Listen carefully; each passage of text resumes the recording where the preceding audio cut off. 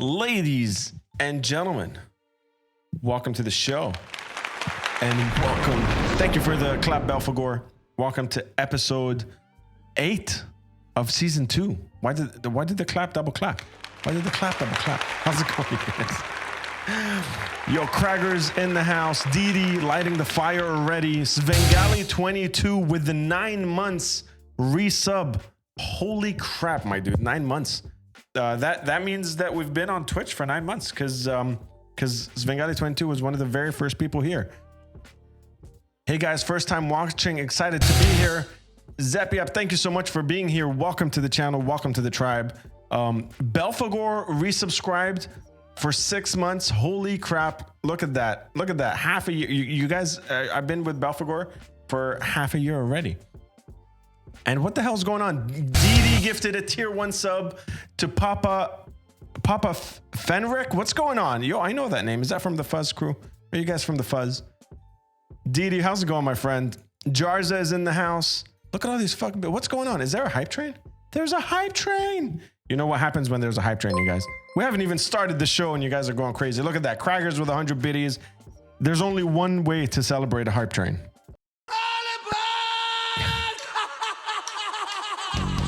You gotta go hard or go home. You can't be a metalhead and say the word train without thinking of this particular song. This song is every metalhead's hype train. Man, you guys are so fucking amazing. Look at that. We're already at level 2 hype train. What's going on? Going well, brother. Sitting at the station, staying cool. Stay safe, deeds. Derpy Paws with 100 biddies. Oh my goodness. Oh my god. Who else is in the house? Ace is in the house. Adnan Roche is in the house. What's up, my dude? Rami Leb Metal, who was the last guest on the podcast. What's going on, brother? Thank you for coming by. Jarza cheered 100 biddies.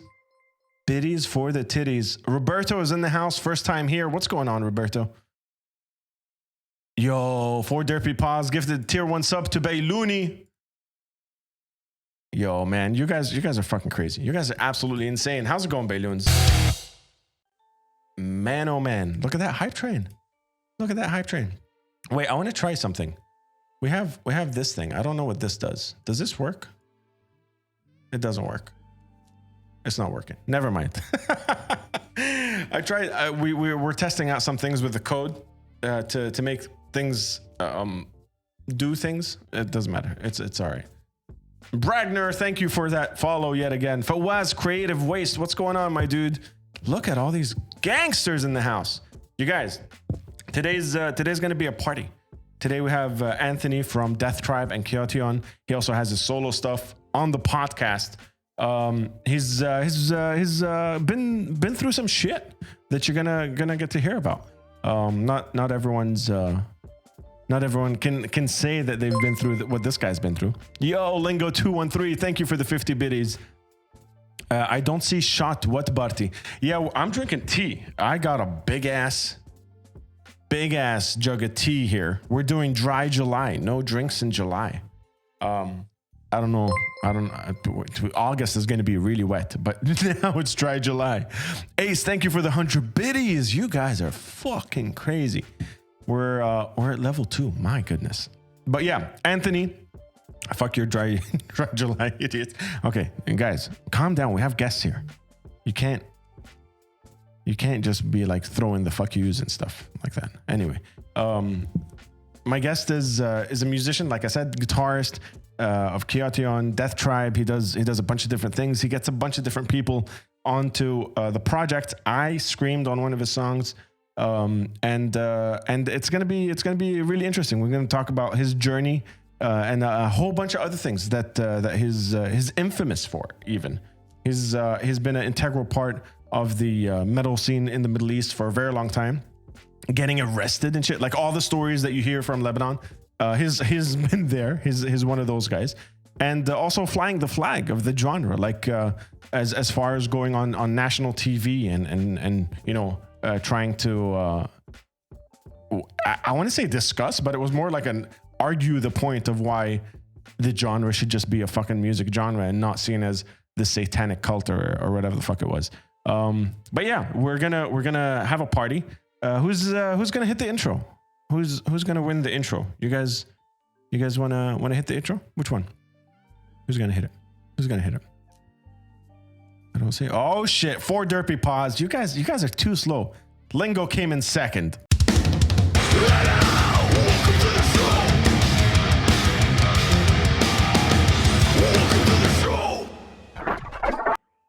Anthony, welcome to the show, my friend. Hey, thanks a lot, Adnan. Thank you for having me. How's it going, my dude? Amazing. It's going well. I just had Lebanese dinner, so that's amazing. Sitting on my stomach with all the stuff going to my mind. Lebanese dinner is a very specific, like a full Lebanese. Like the tabbouleh and the hummus and the baba ghanoush and kibba. Like you throw the bread and then you tell the bread, you look at the bread and you tell it, "Sba'ini lehik," which means like, "Go, I'm following you," and you dip and eat. That's good. The last time we had someone on the show that just had dinner, the show was a little burpy.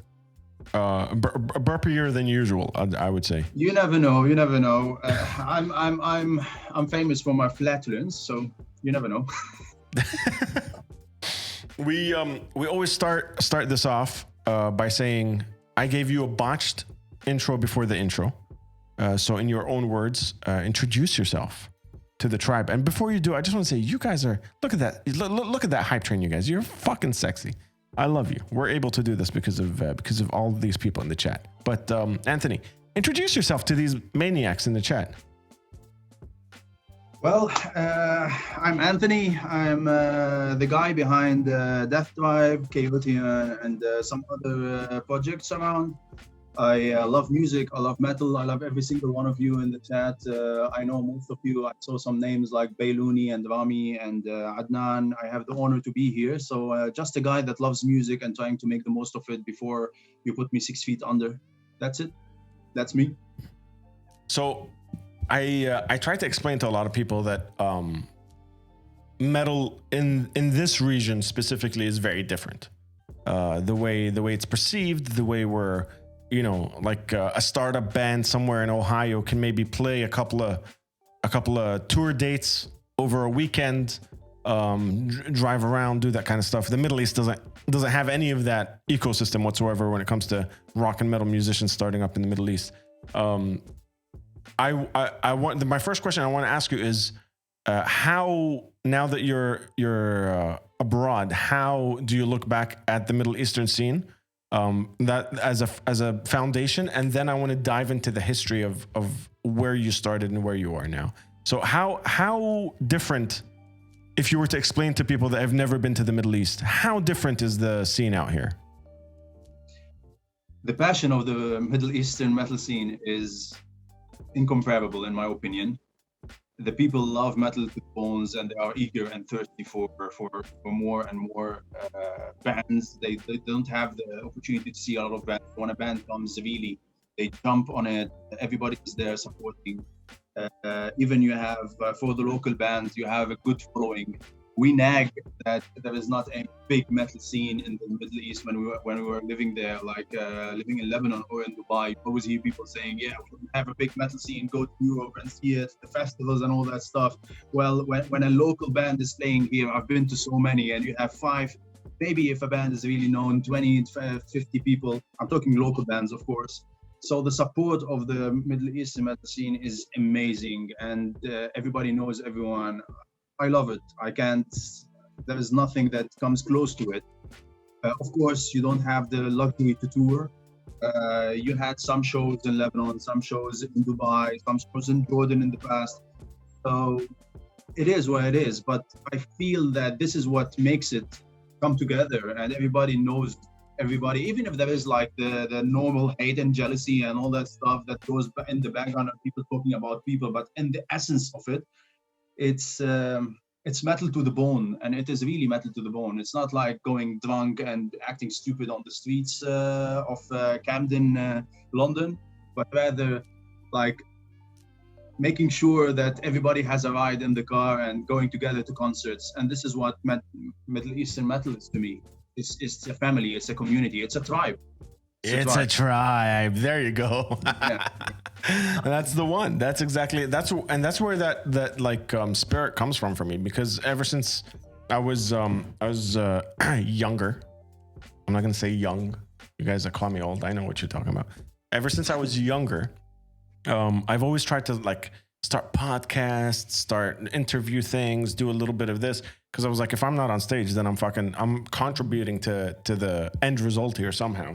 And it's always felt like that family for sure. And skinnier, yes, Bragner, fuck you. But yeah, let's dive back into it, into the past. Let's talk about how you got into music in the first place. What was the first thing that made you fall in love with music when you were younger? My uncle, Khali.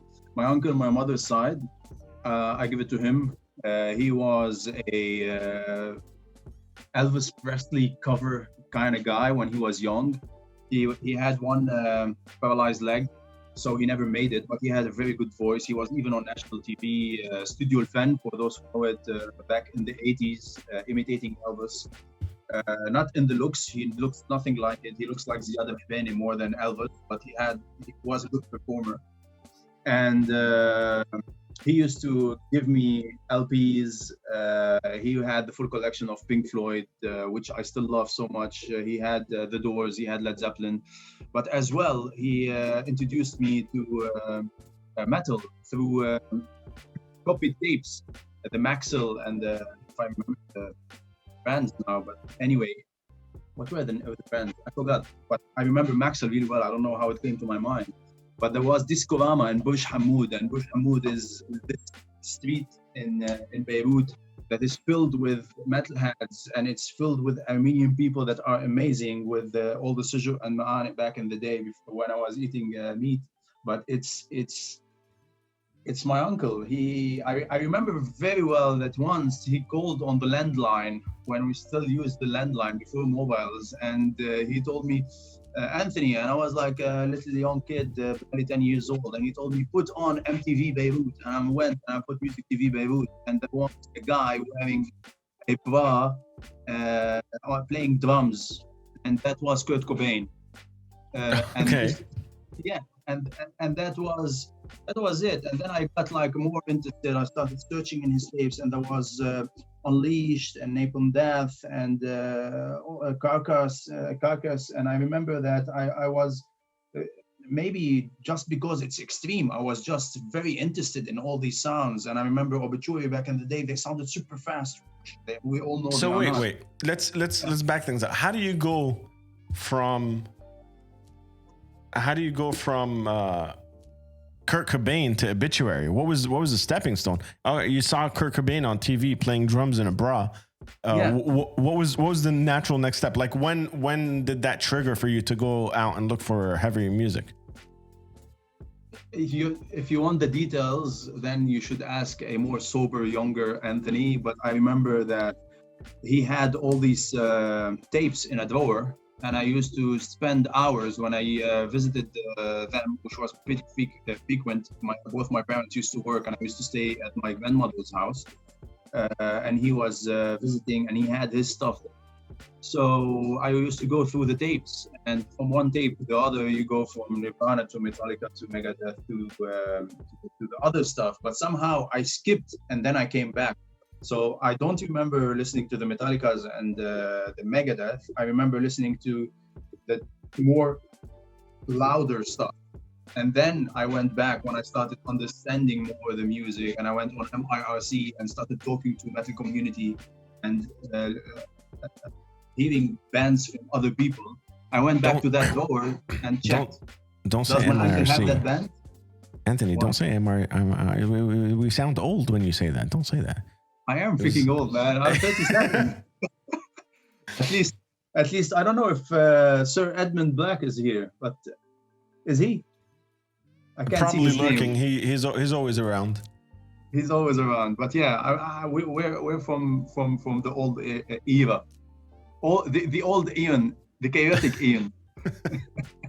But so all right. This is you two are old. Thank you, Julian. This is a question I always like to ask musicians that come on the show. I fell in love with music. I started listening to it. I started buying the CDs and the tapes and collecting the stuff.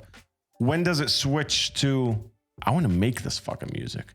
Because thousands and millions of people around the world, probably a couple hundred in your own city, listen to the same tapes. What makes you want to make the music? What changed over there? Trying to remember, but if I go chronologically, I think my mother gave me a classical guitar. It was a melody guitar. I remember the brand because someone wounded. I put it for repair and they wounded and they gave me a Yamaha. It was really close to my heart because she had it since she was 15 years old. Anyway, and I was really young, 1992. I'm born in 1983. So I was playing 1992 on the classical guitar, and I had a private teacher for like 3 months, and then they tried to put me in the conservatory, but I hated it and I stopped. It wasn't cool. In Lebanon, they want to teach you the classical songs, and you can't do anything else. Anyway, I was a kid. I didn't have my own mind to decide anything, but I just didn't like it. I went to football and all that stuff. But the guitar stayed in the room. So ever since I started listening to the music, and I saw Unplugged, Nirvana, and all that stuff, because we had Lebanon Music TV, so you could see a lot of metal and music back then. And it was really amazing because the music was frowned upon in society, but it was on TV, which was insane. So I started I wanted to be that guitar player that is cool, and wanted to play those songs. And then I started learning on tabs, and back then you had to go to metal tabs websites. If you had a computer, I think I skipped some years here, because first it was books and then there were the websites. So the transition was not like there is one moment I can tell you about. All I can say is it was a smooth transition because the instrument was there, the influence of the uncle was there. And I feel that a lot of metal lovers around the world, they had the music taste passed to them. It wasn't like you heard a guy growling when you were 18 years old listening in a nightclub, and then you were like, "Oh, that music is nice," and you went and checked out the metal pub. I think someone passes this music to you, and you have a discussion about it, and then you get addicted. It's just like cigarettes. You're not a smoker at 30 years old. It happens when you are 15 behind when it's illegal in school, and you go back and behind the school gym. Yeah. Same shit, right? That's a great point. I want to ask the chat as well. Is your love for music something that someone passed on to you, or something you discovered by yourself? Because for me, it was different. For me, growing up in Sydney, I those I forgot what they were called, but like that countdown top 100 on a Saturday morning, all the music videos, and they just put it throughout the day. It was a Silverchair video for the song Freak. And no one around me knew what the fuck this was. I was the only person that was like, I fucking love this weird shit. Yeah, Silverchair, Carl. Everyone fucking knows the story because I've said it so many times, but no one passed it on, and I was like flying that flag solo for a long time. So I'm curious. Belfagor as well. We had this discussion. Was passed down from family. Rami as well, who was on the last podcast. On Silverchair, but I don't think it will happen on Belfagor. You know what I'm trying to say? Like, if yeah. You don't start immediately with a band like Belfagor. Imagine you're 17 years old, you're with a chick or a guy or whatever you fancy, and then you're having a date, and the pub next door is playing Morbid Angel, and you go like, let's check this out. I doubt it if you never heard metal before, right? I mean, I know some stories. Some people have said that was their route, but wow. It's very rare. It's very rare. That's for Wow. sure. Ace says, for me, I loved music by myself. No one from my family or any other kids in school listened to the same music as I did. That's kind of where I was as well. That's amazing. So, passed down family. You started learning guitar. You had that gradual transition into it. What was the scene like back then? early to mid 90s? Was there a bunch of kids playing guitar? Were there bands being formed all around the country? What was it like back then? No, it was scattered musicians, not a lot of bands. You had a couple of pubs that had bands playing heavy metal music, not really anything extreme in the sense of thrash metal and all that stuff. Later on, in the late 90s, you started having more thrash metal and death metal, melodic death metal, and all that kind of stuff. But it was scattered musicians, a lot of people trying to pick up their instrument and learn by themselves. You had amazing guitarists that are still around, and they were always like in front of others playing all the techniques. You have Elias and James, for example, that Rami, who is in the chat, he has his own metal show on Left Metal, and he's hosting him next week, I guess. So Elias has always been shredding. Like, if you tell me a Lebanese shredder, I tell you Elias and James. So even from back then, he was playing what we call guitar virtuoso, but it was I don't know, thrash metal virtuoso. So because he was just going 200 notes per second. So everybody was trying to. It was like a little bit of healthy competition. Everybody was trying to get better at the instrument, do faster, louder, heavier music. And somehow you evolve into it and you start learning things because you are researching and you're spending most of the time online and chatting with people, what they have, what can they do, what pedals do they, where did they find this guitar tablature book that they can learn from. So yeah, it was a offline, online community. It was a mix, and a very good mix. Was there a sense of a scene in terms of that word? Like, did you guys think, yo, this is this is a scene and we're building something together, or was it still brand new at that point? No, so ever since I started going out and spending time on the street, which was pretty young for these days. I don't know if Lebanon was a crazy place, or my parents weren't very how do you say? I don't know the word, like ما كانوا كتير مشدودين, yeah. So I remember you always had hangouts. You had at the beginning, for those who come from Lebanon, we had on Sassin Square a shrimpy restaurant, and people used to hang out in front of it. And then you had all kinds of metalheads and rock and all this kind of stuff. So any different movement was hanging there, from rock to just wanting to look different, having a lot of piercings, tattoos, dreadlocks, whatever you want to call it. And of course, it was where you would buy your joints and all that stuff as well. It comes as a package. And then the scene moved, but then musically more evolved into a garage. It was a cinema complex.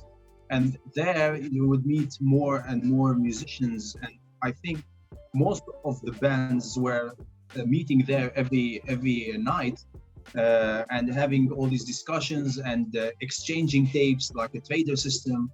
It became more about the music than about rebelling necessarily. Exactly. And here you are, like early teens, you go after school and you spend as much time as you can, and then you bully the guy who has to go first at home. And then there was Peak Hall. I don't know if a lot of people remember Peak Hall. There were other pubs before that, but Peak Hall was one of the, let's say, milestones. Peak Hall was a music concert hall and a jamming room of a very dollar-loving guy. I love this guy, Osama Boujouti, who still does karaoke. He's really funny, and he's a typical Lebanese kind of guy. But he made a lot of good stuff happen for the scene, because he allowed a lot of concerts to happen, a lot of bands to come together and play. We used to practice there with Kaoteon back in the day. I met Chimera there. I met most of the musicians there. There was a band called Diadem that used to practice them and play there. There was a band called Junkyard that used to play new metal and Korn and Biohazard and all that stuff. Before we jump into the creation of the bands and the scene, once it became kind of that the scene that we remember, our generation remembers as the old guard, but like what were the influences around back then? Because Bragner has an interesting and also funny question. He asked, why does everyone in the Levant like Savatage? And I say it's funny because it is ridiculous that like a band can be synonymous with an entire country. Like, oh, the whole scene listens to this one fucking band, which also happens in Jordan. Like every Jordanian metalhead is obsessed with Opeth. But how were the influences back then for you? And maybe we could dive into a little bit why there were peak pillar bands that the entire country listened to. I mean, are you asking for me or for the whole, like the main band? Well, for you initially, but also if you can explain to everyone how a band like Savatage can be completely related to an entire music scene of the whole country. So, it's for me personally. If you tell me like one band that helped me shape my guitar thinking, would be Megadeth. And Marty Friedman, of course, is the guy I always went to think, okay, this is the metal guitarist that you have to look up for. And when you talk about the scene, it was, yes, there was Savatage, but in Lebanon, maybe where I am from, not to jinx Savatage story, everybody loves Savatage. And when you put a song for Savatage, everybody's screaming, whether it is at Peak Hole or when you go up later years to Cherries, everybody was singing along. But Lebanon was a mix. You had a lot of Manowar fans, you had a lot of Metallica fans, and then you had a huge doom metal scene. Suddenly it became a super trend where you had a lot of doom metal. You had in Lebanon more doom metal bands than in the entire world, I think, because everybody wanted to play doom. So it's a mix. I cannot say one either or. You always had the people that love heavy metal and the clean vocals and the music and the techniques, progressive metal, the Dream Theater and all that stuff. And you had the extreme metal dudes that were not into the others. And it was like a rivalry. You even had fights. There were people like really going and kicking each other's butt in the street because one of them likes extreme music that has different religious views that offend other people or stuff like that. So, but I mean, if you think back to like the thrash versus the punk versus the hair metal days, even in the States, in LA, in the UK, where like, you know, posers fuck off kind of attitude, that's always been a thread in the global metal scene in general. It's like if you're not with us, you're against us, even within the entire underground metal community, which is fucking weird. Exactly.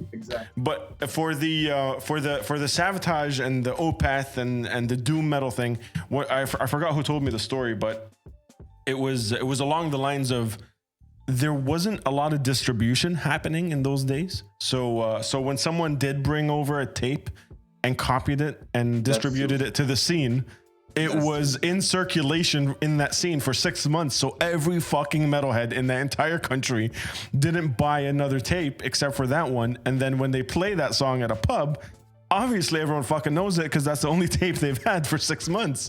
And I thought that was, you're right.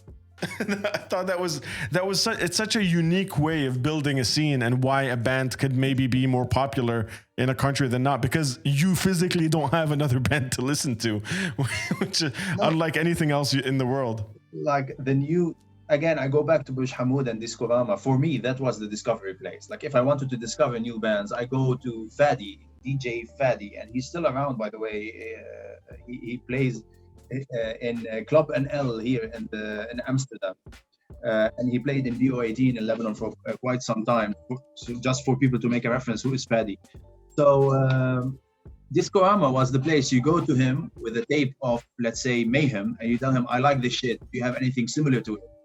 And he tells you no, but give it to me, I'll check for you. And then he goes somewhere, I don't know where, and then he comes back after some time and he gives you a tape. And that tape would be the new news for the next 6 months, and you would circulate it and you see it with everyone around your circle. Yeah. It was insane. And then Adnan Rocha in the chat says we had listening and copying parties back then, just sitting around copying the tapes from each other.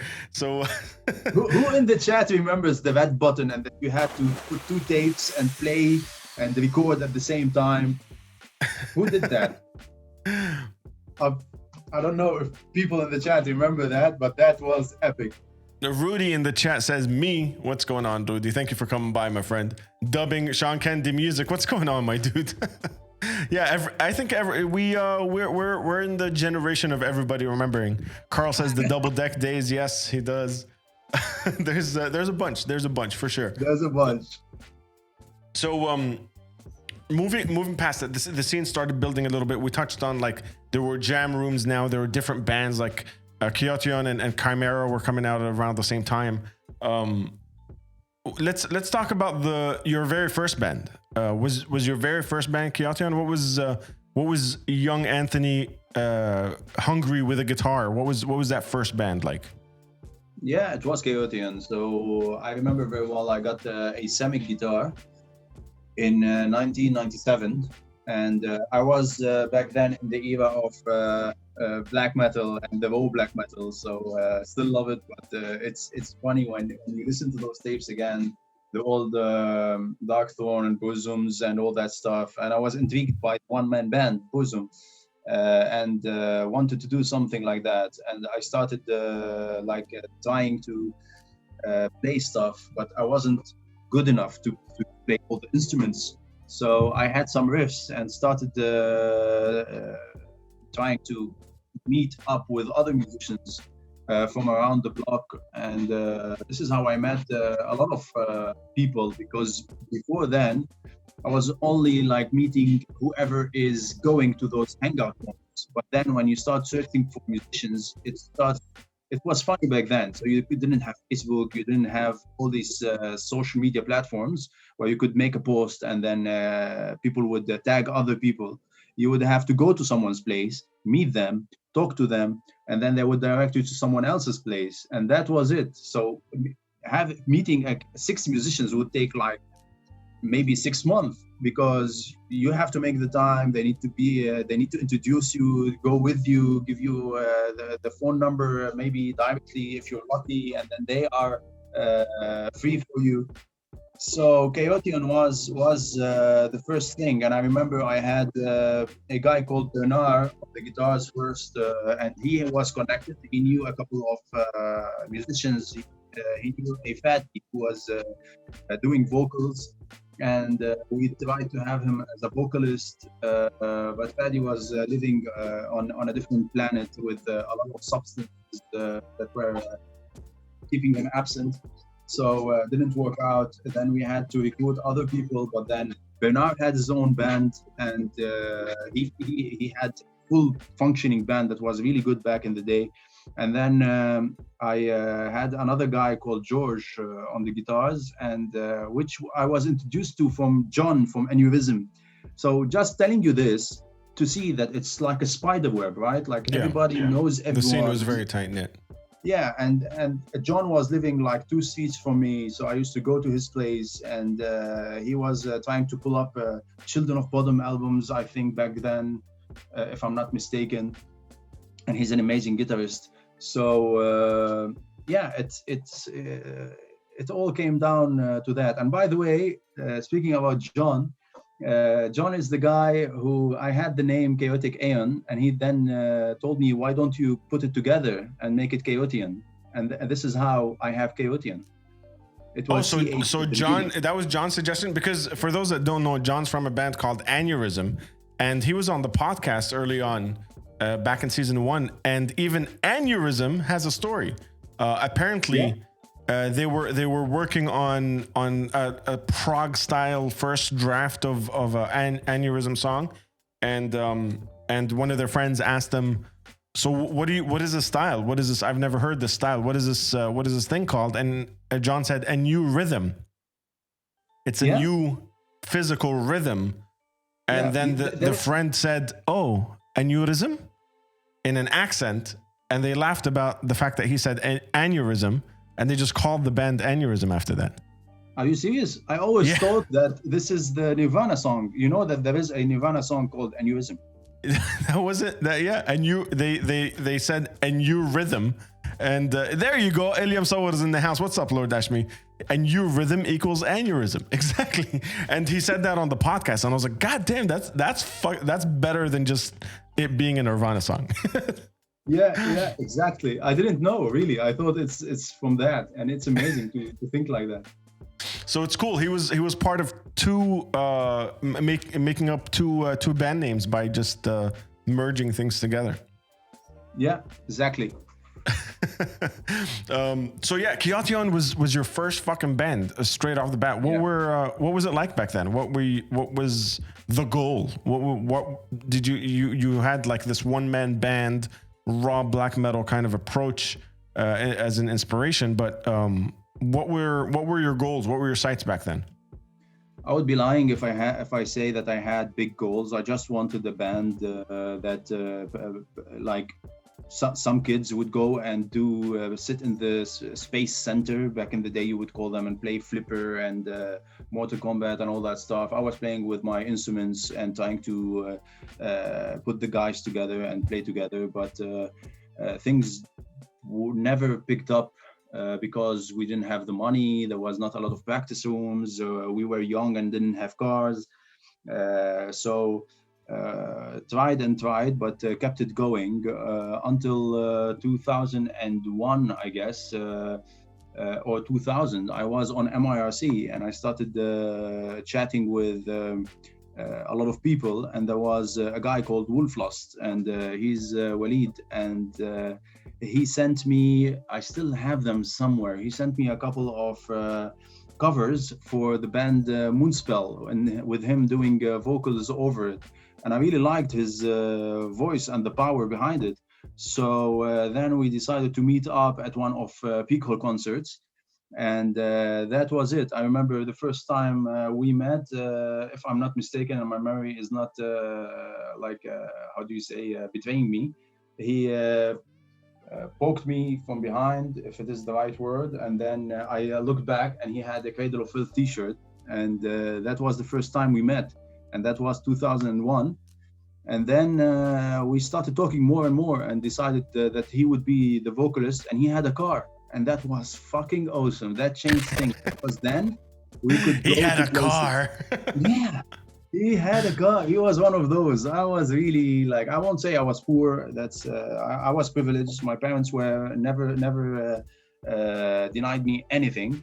But I didn't have a lot of money, so I would count on my friends inviting me out and paying for my beers and dinner whenever I don't have enough funds to do that. We used to drink a lot of FS beer, 9% alcohol back in the day. That was perfect.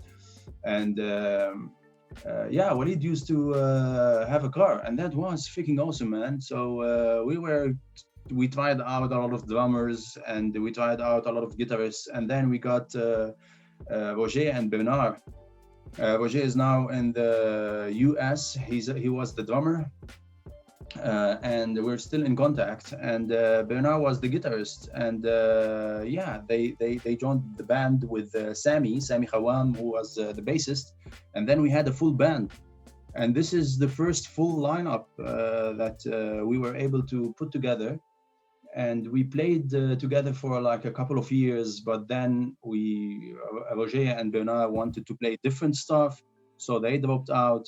Unfortunately, Bernard is no longer with us. He had leukemia, and he died after 15 days from getting the news, so that was really saddening.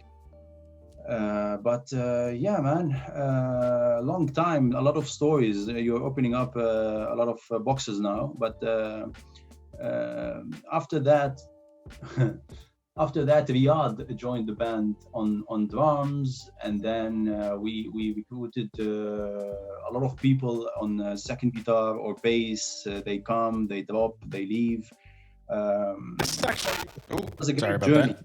I don't want This to is- burn all the story, but it was a But great journey of things. This is actually a point I want to jump in, because you guys have always been Kaoteon with Walid and yourself, and Yeah. just a slew of other people jumping on stage, jumping off stage, jumping off on stage and off stage. And I remember the very first time I met you, fucking years ago, way too long ago to even remember. But I just remember thinking, "Hey, you're." Or saying, "You're the guitarist from Kaoteon," and you looked at me, and this is when I was like, "I fucking hate this guy already." You looked at me and you're like, "I am Kaoteon," and I was like, "What a dick!" But What a then dick. I realized that you guys are the only two people. You're not really the guitarist in Kaoteon. You guys kind of do everything. But there was already you guys already had that I'm an arena band attitude when you were in the pubs. It was fucking amazing to see. It was. No, that's true. That's true. I don't expect Walid to have said anything different back in the day. I mean, we were the two guys, and everything that we do, and I still do, by the way, is for the music. I'm on social media for the music. I don't exist for anything else. I don't scroll on news feeds except for bands. I have my personal Instagram account, but I don't use it for music. I use I do everything to support these bands. Or else, if we want me to choose my time, I choose it offline. I go hiking, traveling, doing things with my hands. So I was really proud, and still am super proud of the band and what we have done and the history, and how we pulled things together and played on stage, and people came on the stage dived with us. We went down to the crowd and played with them. People had their scars from my guitar when I was mosh pitting as I was playing live, and they were like super happy about it, which is ridiculous when you think about it. But it was more than just a band. It was an identity. It was something you created. You felt like you had something bigger than you, and this is your alter ego. Maybe it's just larger than life, and it still is. It will hopefully survive longer than my body. People, maybe not the music, as in they would play it every day. I hope so, that people will be in love with it, that they would. But one day someone will research, okay, bands from the Middle East or from Lebanon, and they will find like Kaoteon in 1998, Death Tribe in A New Age in 2015, and these things really touch me. Like I feel it's bigger than me. So yeah, I love it. I don't take it lightly, but I respect it. That's what the right word to say. Now, generalizing a bit, I don't want you to like nitpick on past members or something like that. Is that something that you found lacking in a lot of the people that jumped on stage with you guys? Was finding people with that passion and that drive easy, or was it somewhat of an issue for you guys?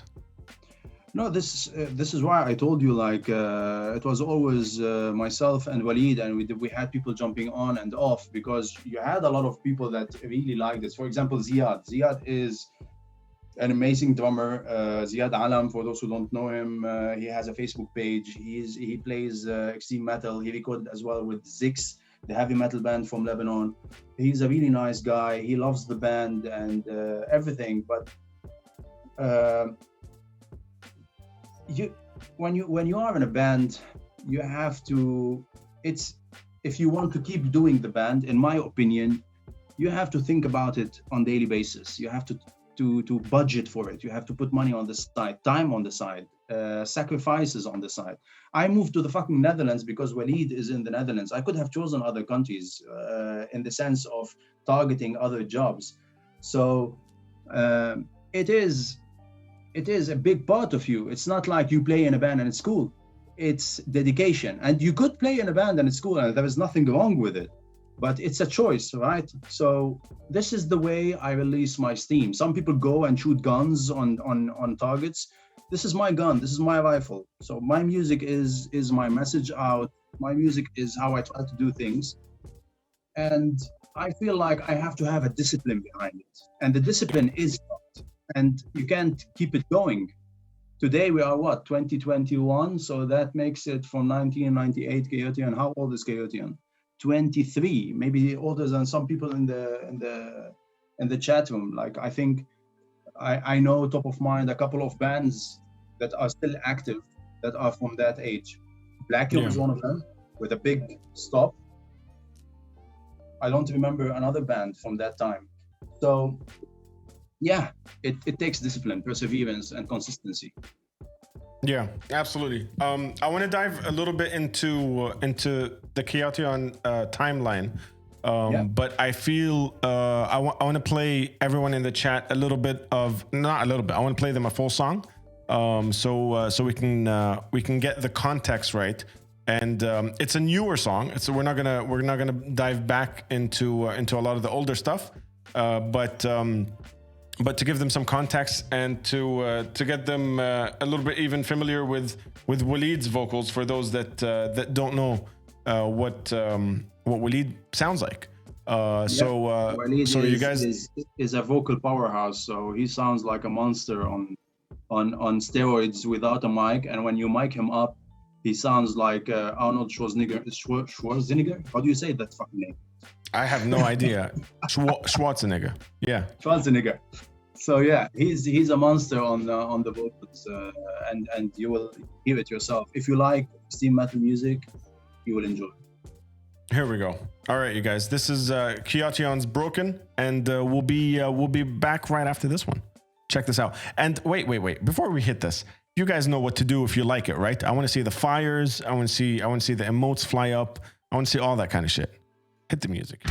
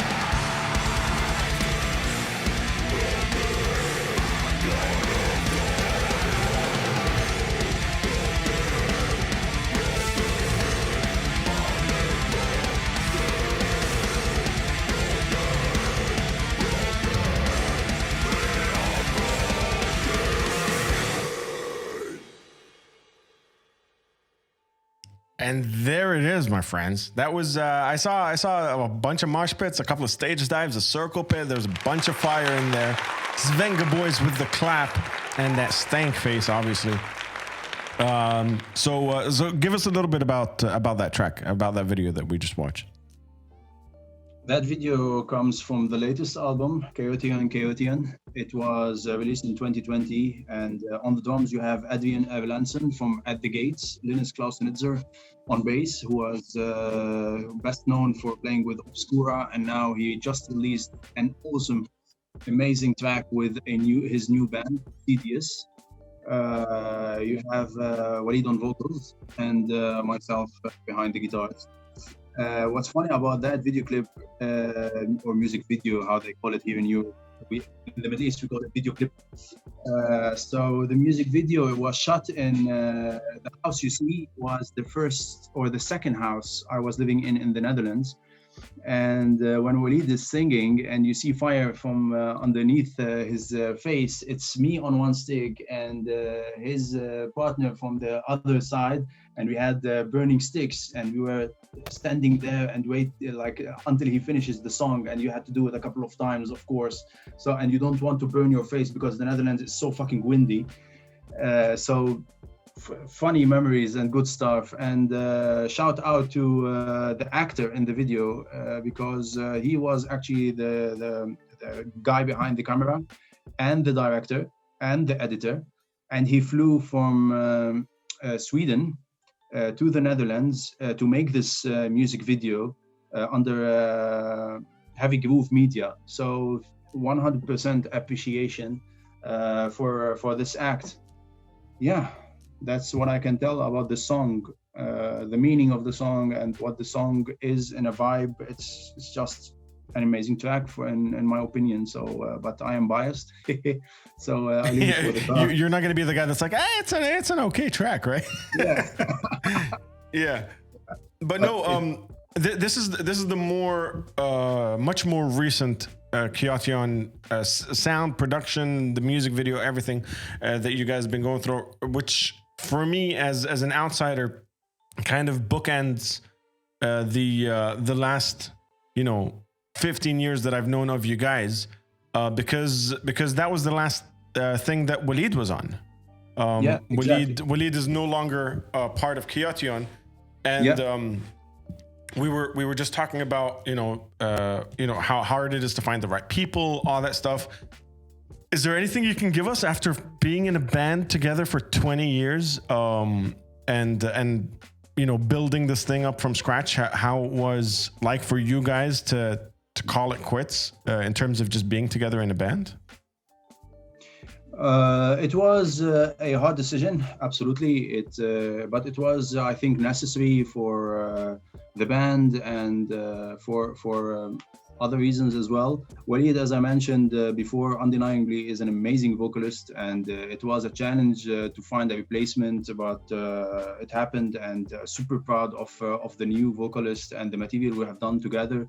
You'll get to know the name later on, but on Walid, it's just like any other member that like in huge bands. I mean, you talk about Sepultura and Max Cavalera, and I cannot compare Kaoteon to Sepultura. You talk about Black Sabbath, Ozzy Osbourne and Dio and all that stuff. So things keep moving, but it was a choice, and it was Walid's choice. He felt that he had different priorities. It's not working for him the way he wanted, and I totally respect that.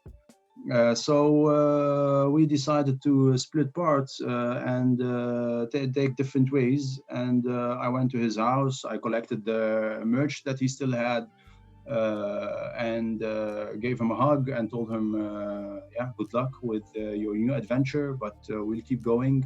And this is where we are today. It's one of those things, man. Especially when it's the longevity of a band that's been around for as long as you guys have, working together, traveling together, recording together. I'm always it's like a fucking divorce. Like it's one of those things. Like you legit. My face didn't want to say that word.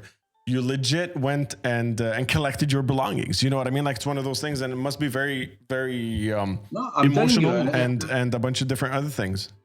I'm telling you, it's not a joke. I moved to the Netherlands. One of the big reasons that I moved to the Netherlands and I was targeting the Netherlands is because Walid was living here. Because I thought that we would come and be this close together again and do shows again and get members from the Netherlands and be on the road and do all that kind of stuff. But yeah, we lived apart, 4 or 5 years between me in Dubai, him here, before me in Dubai, him in Qatar, doing everything online. We did the Damnatio Memoriae online. I traveled to the Netherlands when he was recording vocals and finalizing the tracks. He even flew to Dubai a couple of times to finish a couple of ideas. And then we recorded as well 2 tracks on the first Death Tribe album. But then when we moved to one country, I had different expectations, having moved a full my whole life with my wife to the Netherlands. He had already set up his life in a different way, so things have changed, and apparently they have changed for a very long time, but we weren't able to see it. And total respect to that. So we are mature people, and we decided to give each other the space we needed to keep doing what we do best, which is enjoying life. Yeah.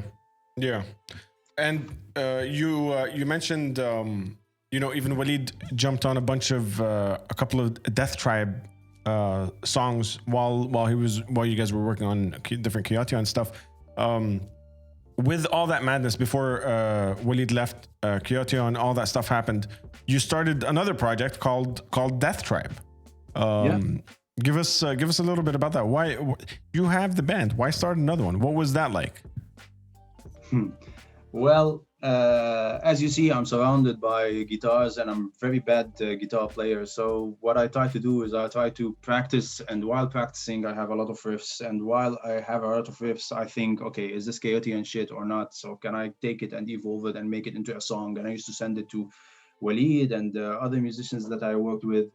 But there were a lot of ideas that didn't fit Kaoteon. And music for me, I'm not like the kind of guy that is really concentrated on extreme metal and I don't listen to anything else. I like everything from Opeth to Tom Waits, from Led Zeppelin to Morbid Angel.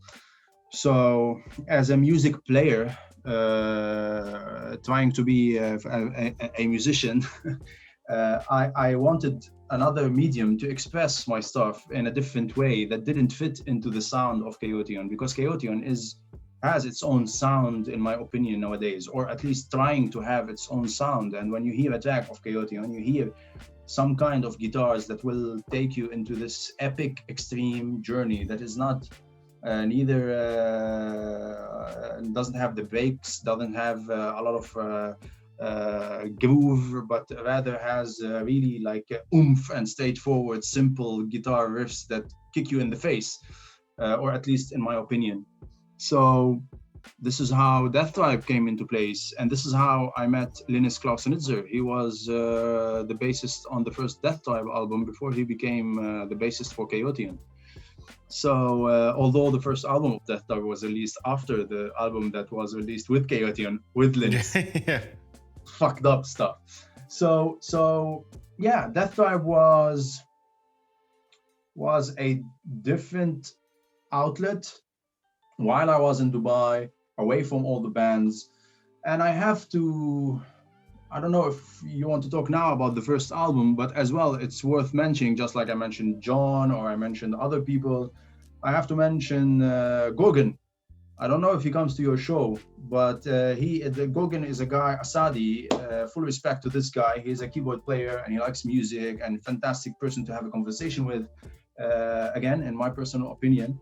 But he does an amazing, or used to do an amazing show in Dubai that is called Desert Experiment. Yep. So we've had him on the podcast, and a bunch of people know Gorgon in the chat. Absolutely, he's on our Discord. Massive shout out to our homeboy. Yeah, so for those who know Desert Experiment, this is how the whole idea of having different musicians on the first album came out. If you know Death Tribe's first album, I have 5 or 6 different vocalists from the Middle East playing there, beside Linus on bass and Matthias Landis on drums, who is the drummer or used to be the drummer for Revamp, still is the drummer for Dark Fortress and other bands. So I have Adnan on one of the songs, and I gave Adnan that song because I felt that the character of the song requires such a vocalist. And imagine Psychopathetic is a Kaoteon song. I mean, it wouldn't fit, right? So going back to Gorgon, yeah, he had Desert Experiment, and he used to get a lot of people to cover big bands to play on stage together. And I was standing next to Gorgon, and I told him, do you mind if I make an album with the same concept and I call it something about Desert Experiment? And he was like, no, man, go ahead. I told him I will really do it. He was like, yeah, do it. And later on, I think after I had the full idea and I worked with Yumni, who is an amazing vocalist. I worked with Jean-Michel, again, amazing, not to name everyone, Serge Lutfi. I sent Gorgon, I told him I did it. And I would call the album Beyond Pain and Pleasure, a Desert Experiment. And this is where that came from. So Death Tribe was born in the desert for the passion and the lack of having bandmates around me, because everybody had a band in Dubai, motherfuckers. So I couldn't find members to play with, and I was really looking for a bassist and a drummer to play with Kaoteon, but I couldn't find anyone that didn't have already a band. So decided to do a project of my own and then get the people I like to play with me. And I'm really humbled that you guys said yes.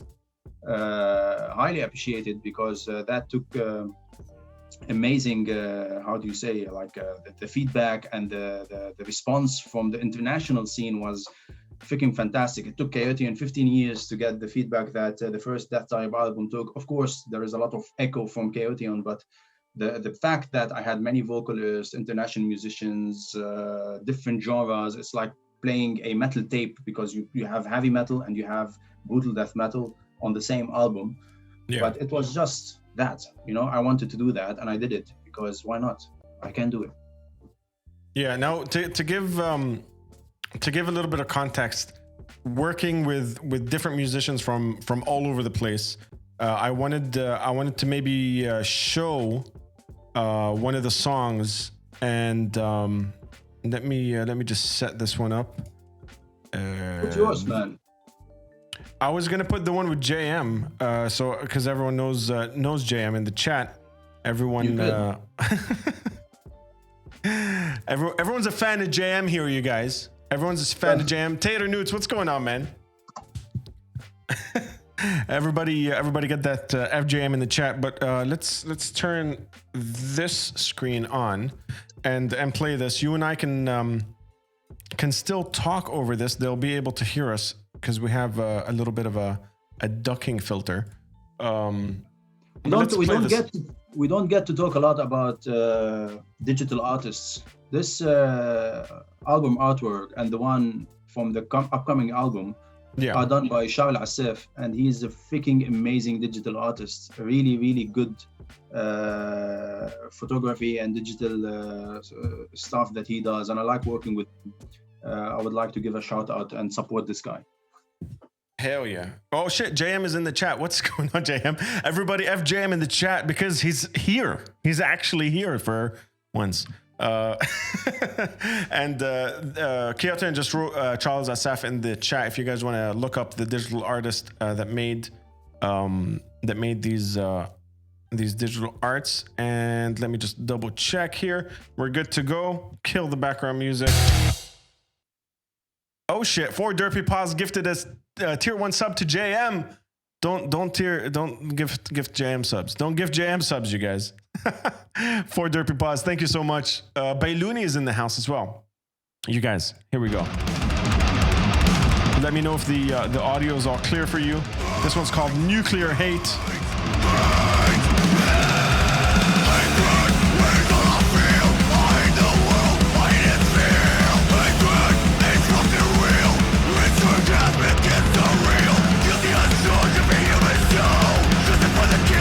JM on vocals here.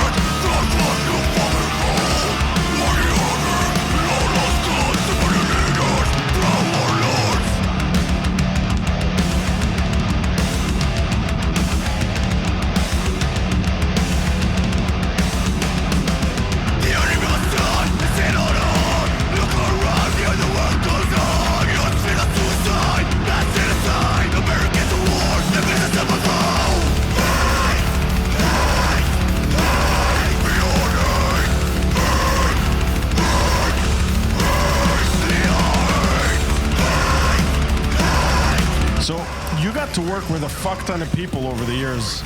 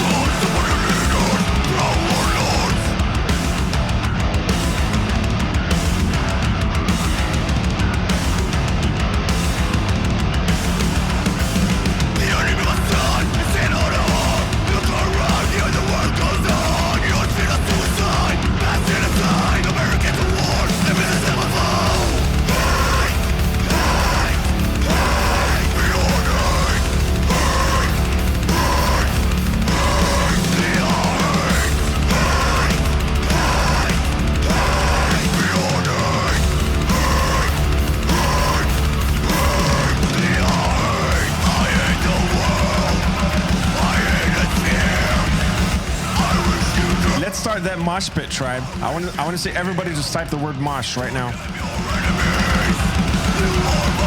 It deserves a mosh.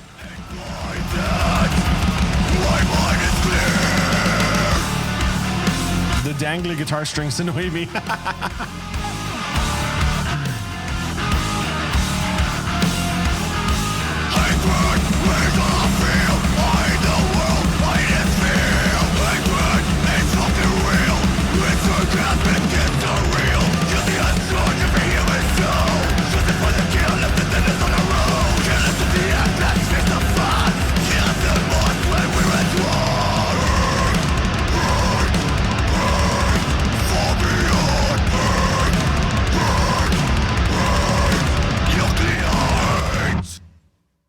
God damn, Relentless is right. So that was Nuclear Hate by Death Tribe with our very own JM Elias on vocals. And he's also in the chat for the first time in a very long time. So everybody fuck JM in the chat. This project, having gone from Kaoteon already trying to figure out a bunch of musicians, you worked with a ton of people. This one, you intentionally went out to start working with different people. Is there anything you've learned along the way, having to deal with different musicians from all walks of life that you wouldn't have, or you see that other people that haven't been in that experience might not know already? Yes. The number one thing I would say is people's skills changed a lot for me ever since I started working with a lot of people. You have to be considerate, you have to understand different musicians, how they express themselves, how they work, and you might come off as an asshole when you are doing it the way you think you're doing it. That's one. Second, nobody will do it for you like you want it. So try to give them the product almost done. So be prepared, give them everything they need, give them the lyrics, give them the timing. If you can, give them the vocal lining, which a lot of the vocalists received me shouting over WhatsApp voice clips. You didn't, Adnan, by the way, because I felt that it's a different genre than what I'm used to, and this is part of the people's skills. So I thought, okay, Adnan does his own thing. It's different than what I'm used to. I'm not a, whatever you want to call it, genre kind of fan that you used to do, but I enjoyed it. I liked it, but I cannot tell the how good it's genre. The good genre. No, I'm not a big fan of naming genres. You know, like people now have 17 sentences for a music genre, but I learned how to deal with different people differently. I mean, some of them you need to motivate them, be with them in the studio, tell them how you want it. So you need to produce it, more or less, if it is the right word, as a music composer or a songwriter. And others, you just give them more freedom, and that's the main thing. Just be prepared. Know how to deal with different people, because everybody thinks, everybody wants to feel important. Everybody is trying to give their best. Everybody is doing it for their own reasons. I mean, people like working together with other people, but I'm not Dave Mustaine. I'm not James Hetfield. So total respect to everybody that said yes to me. I approached many vocalists that didn't want to work or didn't feel the songs. So I had a lot of no's. You have to have an open mind and accept the no just like the yes, because at the end of the day, the product is out there. I love it. I wouldn't have done it any other way. So what I would say is I learned stuff, but I don't have a book on what I learned. This is what came top of mind. There's a cool question in our question box. It says, you worked with a lot of session musicians. Have you ever had any issues with them? That can happen, especially when you don't really know each other in that creative space. Has there ever been any butting of the heads? Not really butting of the heads, but like I had some super professional people in one side, and I had some people that were not super professional. I had a mix of both. I had a drummer who is a fantastic drummer, that recorded, did everything correct, flawless. I can't say anything about his work, but then the social skills were a bit weird. Like I asked him for the sessions because my Dropbox got fucked. He doesn't want to send them again for some reason. He said, yeah, I did it in the past, but I won't do it again. So in the sense of this session, maybe you will use it for something else. You have it already, so why do you want it again? So you always meet. I mean, we're all weird. I'm weird. I'm socially awkward. I'm weird. You always have these weird moments, but you have to deal with it, work past it, and just move on, move forward. Yeah.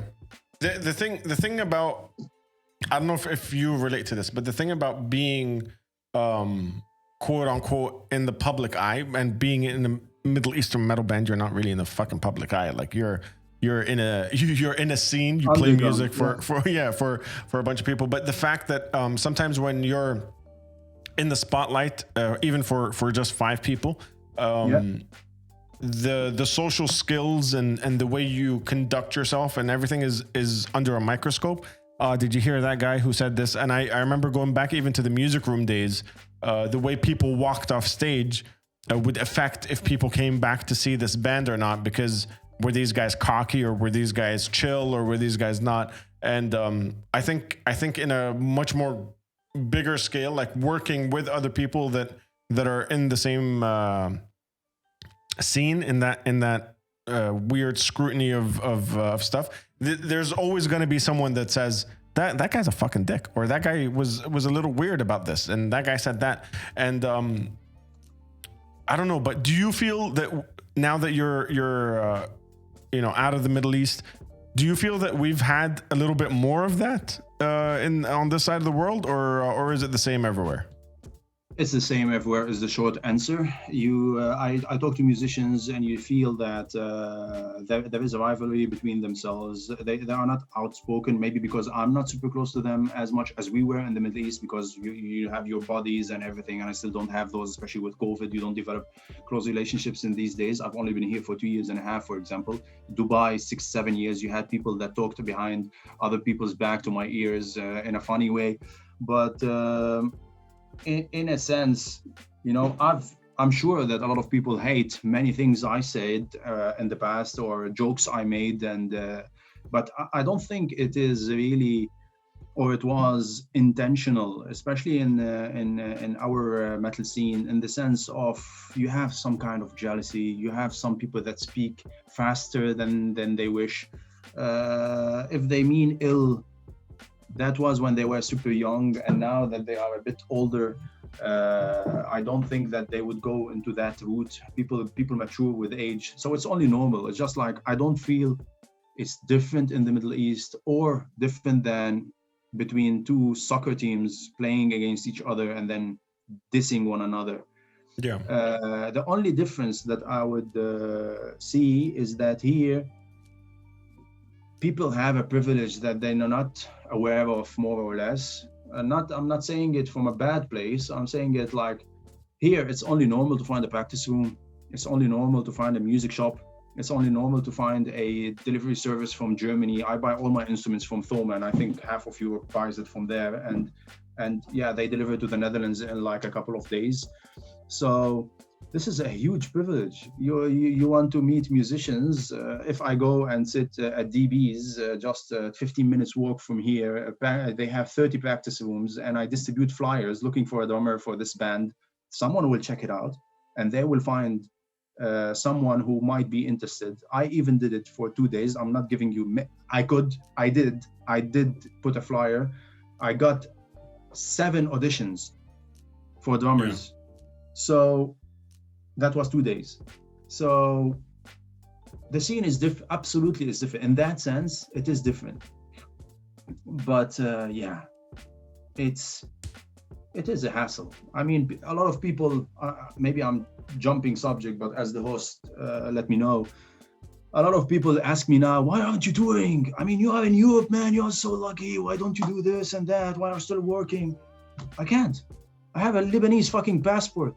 I need to hustle during the day to have a work permit to stay here. If I lose my job, I leave the country in 1 month or 2 or 3 months.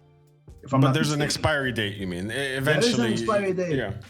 And I have to be in a skilled position, so I have a certain salary, and I have to find. So I cannot, like, if I lose my job, I cannot go to a supermarket and work, or a diesel station and work because I want to make it for my music. I have to have a senior position, or else I'm not supposed to be here to take European jobs. So hats off to Europe for doing all these laws to protect its citizens and residents, because we have shitty countries. At least speaking about my own Lebanon, it's just a terrible, sad, bitter story that sits in your heart forever. But yeah, the scene is different because it's easy here. And this is, if we link it back to when I started and you asked me about how is the Middle Eastern scene for me, I told you it has passion. It has metal to the bone. This is why, because we don't get a silver spoon. We don't, like, you have to struggle to make it happen. I recorded the first demo of Kaoteon in 2003 that was released in the USA with Unsung Heroes Records. I think it was the first demo from the Middle East to be released on a label. If there was anyone before me, I don't care. I'm not. It's not a competition. But one of the earliest, let's say, I didn't have an amplifier. When I went to the studio, I plugged for the first fucking time. Okay, I plugged at a friend before, but I didn't have an amp at home. I used to play on the electric strings like this. This is how I composed the demo. And I was figuring out, imagining how it would sound. And I have the worst distortion on the demo. And we recorded the whole thing in a day, vocals, drums, and guitars. And doesn't have a bass even. So things are different here. But They're good different. They're not like that different. And this is why but you also have not bands. up to the same perception that everyone assumes it would be. Like, you guys are in the Netherlands. Where's the tour bus coming out? Exactly. And it's tough, huh? Even for Dutch guys, just so that Europeans in the chat don't feel like I'm saying it's easy. It's fucking hard as well. They have to put the commitment and the dedication and the time and the money. They have the passport. They can tour. They can come back. They can rely a bit on family support, which we don't have as expats. They can rely a bit. Basically, we don't have family support. We have family unsupport because you have to send back money to your family and work here, but then support your band. Anyway, we're not going into that. They have to hustle as well because it takes a lot of time and energy, and you don't get paid for the shows, and a lot of bands are paying to play shows, and a lot of bands now, especially during the pandemic, you know, the rich kids are paying these session musicians ridiculous amounts of money. So when I get a musician to play with me, of course, I pay their expenses. So in the sense of they have to book a studio, they already love the music and everything, but at least I need to cover their expenses, right? Especially if I'm getting someone like Bort Olstad from Leprous, I told him I will pay your expenses. But then you hear that someone is paying him 5,000 euros as a sessionist, and you are like a one-man band, and you need to pay for the drums recording, the bass recording, the guitar recording, the vocalists, the mixing, the mastering. So they still have to do that as Europeans. I'm not saying it's easy, but we have the additional layer of no papers. Most of the time you have to work really, really, really hard to fit in because you don't speak the language. You are an outsider. There is like a tough way to really go in the hard shell of the scene. You cannot take the space of other bands easily because they have the community that we have. I mean, if Jabber and you and Fadi Shami back in the day when he was in Dubai and Gorgon are doing a gig and someone comes from outside, he's just been in the country for 6 months and he asks for a spot, you tell him, okay, Habibi, come, you can open maybe in 2, 3, 4, 5 events. So it's hard. And here we are the outsiders. There's a brilliant question in the question box from Tristan French, who's the vocalist of Ugly Yeti from the UK. Do you... Yo, Joe Fran, thank you so much for hitting that follow. Welcome to the tribe.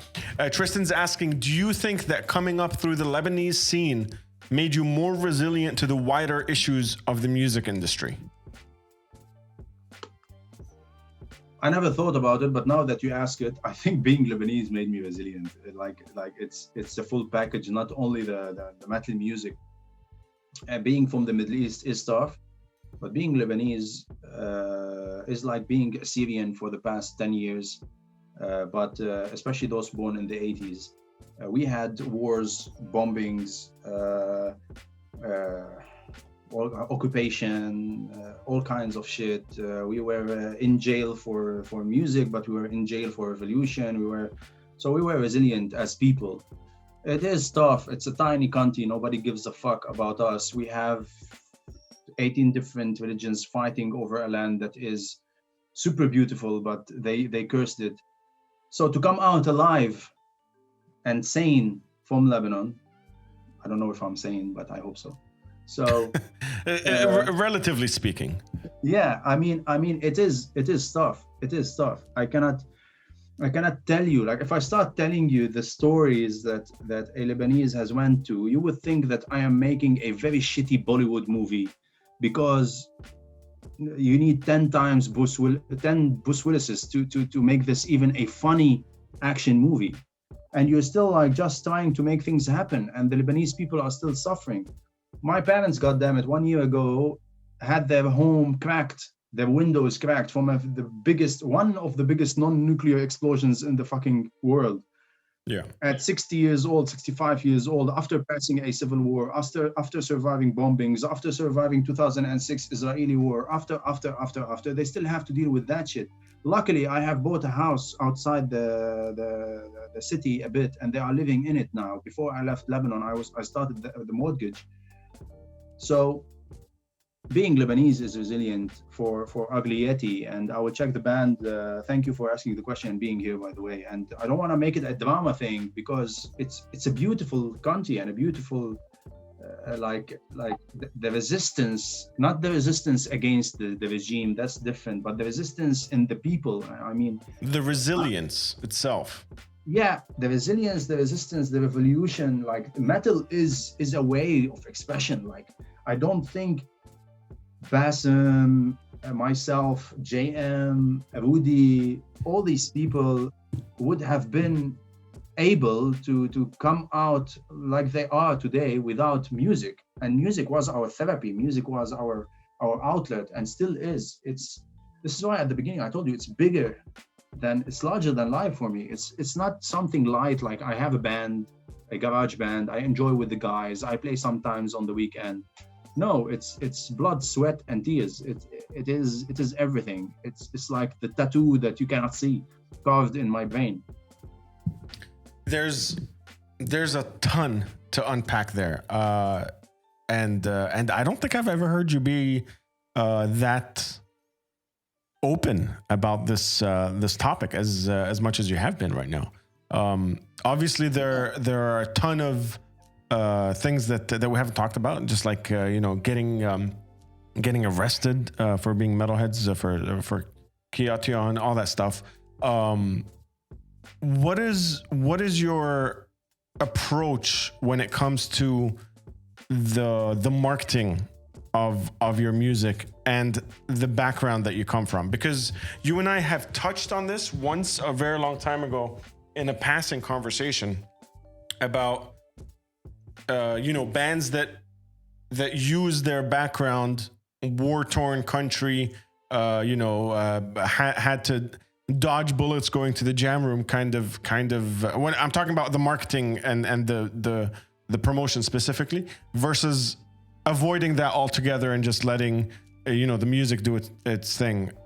Where do you sit on that spectrum, having been a Lebanese metal musician, moved to Dubai and then to the Netherlands, and seeing that spectrum and, like you said, the different ranges of kind of life, quality of life when it comes to being a musician? For me, metal music is about message, passing a message, making change. So if I don't speak about the background, about real stuff, not making up stuff, we went to jail, I speak about it. People shouldn't go to jail for playing music. I mean, why keep it silent? Why am I doing music? I don't want to sing about, I got high in school and I fucked a girl and I took cocaine and I don't know what. That music doesn't interest me, or all the other shit that Necrophagia and the grindcore shit, that amazing musicianship and all that stuff. It doesn't interest me to compose. Composing for me comes from an innate need to actually pass a message about corruption in this world. Of course, that relates to me. Of course, when I was younger, it was about my experiences in Lebanon. Today, I can handle and talk about global problems, about racism in different parts of the world, about different kind of stuff. This is what I did in the upcoming album on Death Tribe. I talk about world problems. But for me, music, or metal music, fails to exist in essence if it doesn't have a purpose. It's music with purpose for me. It's not music for fun. There is entertainment, the Nicki Minaj and the J-Lo's, and go have fun, enjoy, have a drink, dance, shake that ass. It's not wrong. It doesn't make you any less of a metalhead if you go and enjoy a hardcore concert. I'm talking about the Dutch hardcore. Or if you enjoy any kind of music.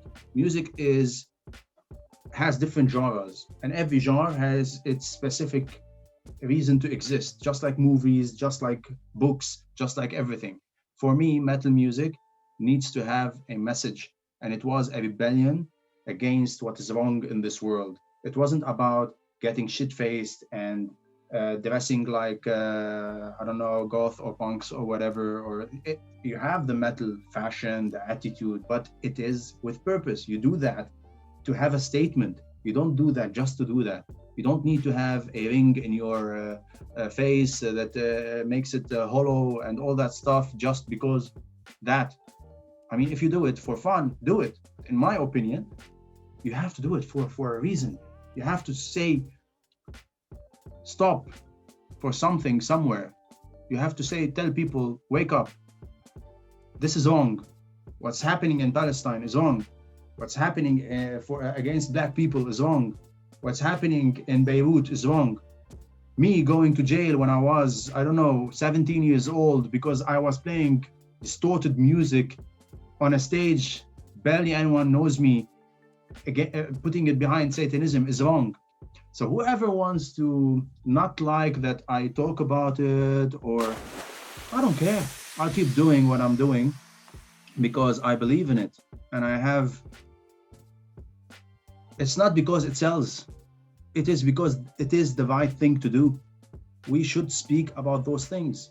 You cannot just play great music. I'm not a great musician, I'll say it out loud. I don't know how to play all the techniques and 8-finger tapping and compose and read music notes and record. I call JM, I tell him I cannot press the record button. Can you help me? I'm serious. JM's the wrong person to call. No, I'm kidding. No, but man, I have an XT Live pedal. I have monitors. I have a mic. I have these guitars. I have a very fucking old Lenovo laptop that I bought to my father, and I took it from him when I was traveling abroad. I still use it with Cubase 5. I'm not a music savvy person. I sing things, rhythms, melodies in my head. I try to make them up on my instrument.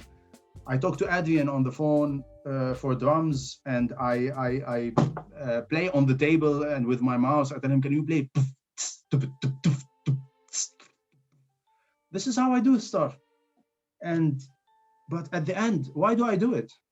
Because there is a message behind it. There is something that will stay there, and it is okay. I released the steam.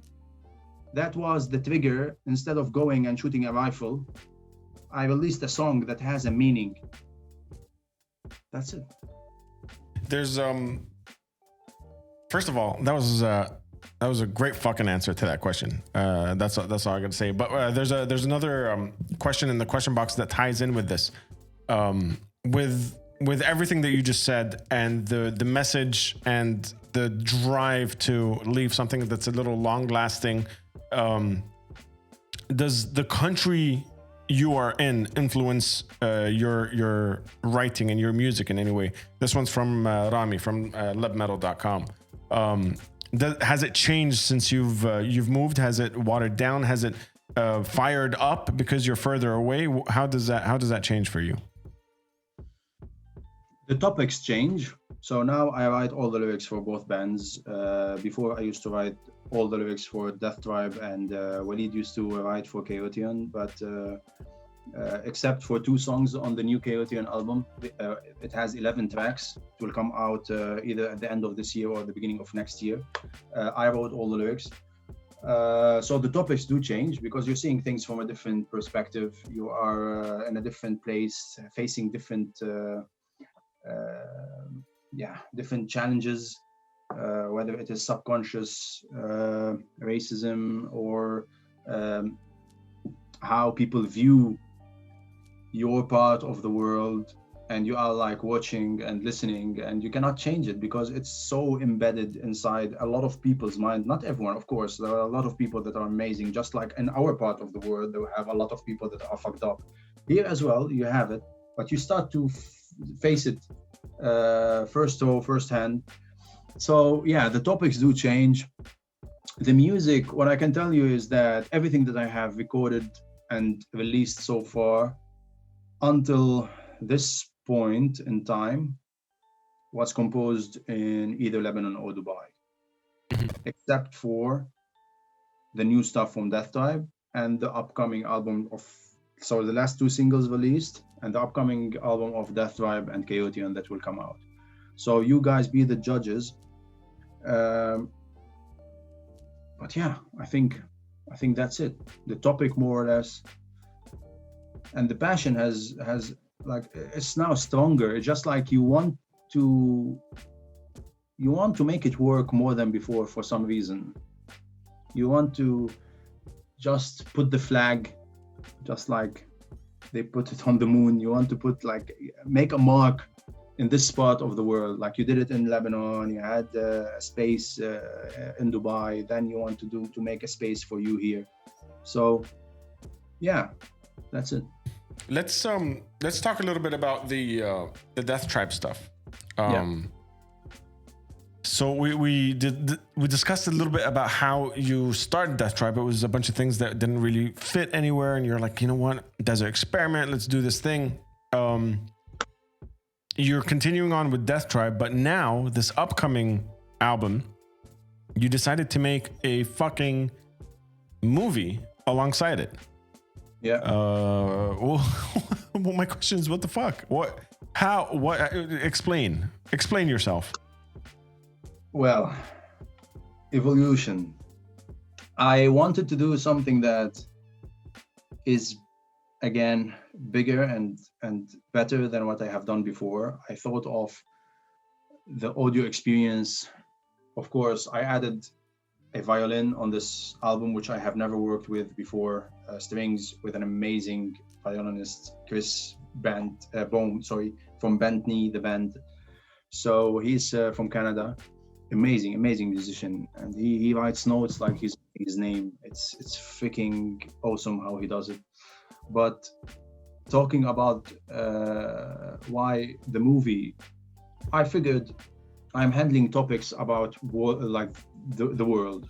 You have climate problems, you have industrial farming, animal agriculture, you have deforestation, you have all kinds of shit happening in the world. And of course, metal is amazing, and you have this guy screaming, and more or less it's a performance for me, more than doing actual awesome vocals like really, really high or low or all that stuff that people think of, or making sure that you have the break there. So it was more of a concept album from beginning till end. And this is why when I sing on it, I sing on 2 tracks. I'm not really trying to be a great vocalist. I'm just screaming my lungs out, like I'm showing anger. I want the person that is listening say, what the fuck, chill. But because I cannot chill. It's a fucked up situation. I'm singing about a country that is fucked up over and over and over and over through time, that nobody is trying to help it out of the situation, and people are dying and suffering and hurting. So I'm screaming my lungs out. I'm telling them, rebel, do something, because I cannot do anything myself. I feel helpless. So this is the way I'm trying to influence even one person to just stand up and shout and move their butt toward the right cause. And then I thought, during the pandemic, no live shows, everybody's sitting on their asses watching TV more than ever. How can I match this? I wanted to play shows. I'm in Western Europe, at least do weekend shows, do a small tour, but the pandemic came and denied me that as well. So I wanted to match this with a visual experience. And then I started searching, and man, that went bonanza, because started searching for a production studio, animation artist, how to make this happen. You think about an idea, and then for me, this is kind of an addiction for me. Like I do one thing and then I cannot let it go. This is why I have Death Tribe, I have Kaoteon, I have Anthony Assaker, I have my job, other stuff. But anyway, and this took a lot of effort, a lot of time, a lot of money. The amount of money that goes into this production is huge, but I just wanted to do it. It was, I wanted something bigger than me, and to tell the story visually. Even if you go on mute, you can still follow the story and understand the concept. The movie comes with subtitles, of course. The clips do not, but you will be able to follow. This is Shadi that you just saw. I tried to put him as an animation. This is the explosion from Beirut. So it touches on multiple topics in the world, from sectarianism to racism to, everything in between that we are facing. I mean, 2 days ago, we had floods in Germany. A lot of scientists blame it on climate change and global warming. So the world is going mad, and I wanted to show it on screen. is you mentioned just the amount of time and money and energy that goes into something like this. You're doing all of this independently, and on top of that, an independent band is one thing, because I'm in an independent band. You get to share costs. You call JM and you're like, hey man, we're splitting things. How do you fucking do all of this, and not only alone, but what's the justification? I'm trying to find a way to ask you this, because it's really hard to keep the motivation up to keep the motivation up at a scale like that, if that makes sense. Well, it does make sense. For the second album to be like, you know what I'm gonna do? I'm actually gonna fucking make a movie with this, and I'm gonna go all in by myself with budget and hire the right people, and delegate. That's the word. Delegate to the right people to make this happen. But you're still going in all by yourself. How do you find that motivation? Love. I'm a junkie for making music and creating these kind of. This is my engine of creation. Just if I don't do it, I might explode. So some people spend time playing PlayStation, and they pay 1,000 euro for the seat, like your friend Derp. Some people pay for the console, the screen, the joysticks. This is only one hobby, right? And then some people pay for their sneakers and their suits and their cars and their guns. I put everything behind music.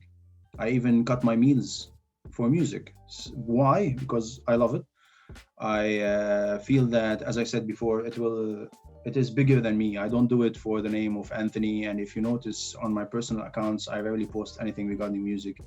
One, because I have a separate life, the corporate life. Second, because it's not about me. It's about the band and the message. So I try to make the best of it in my own personal opinion, and I hope that people will appreciate it.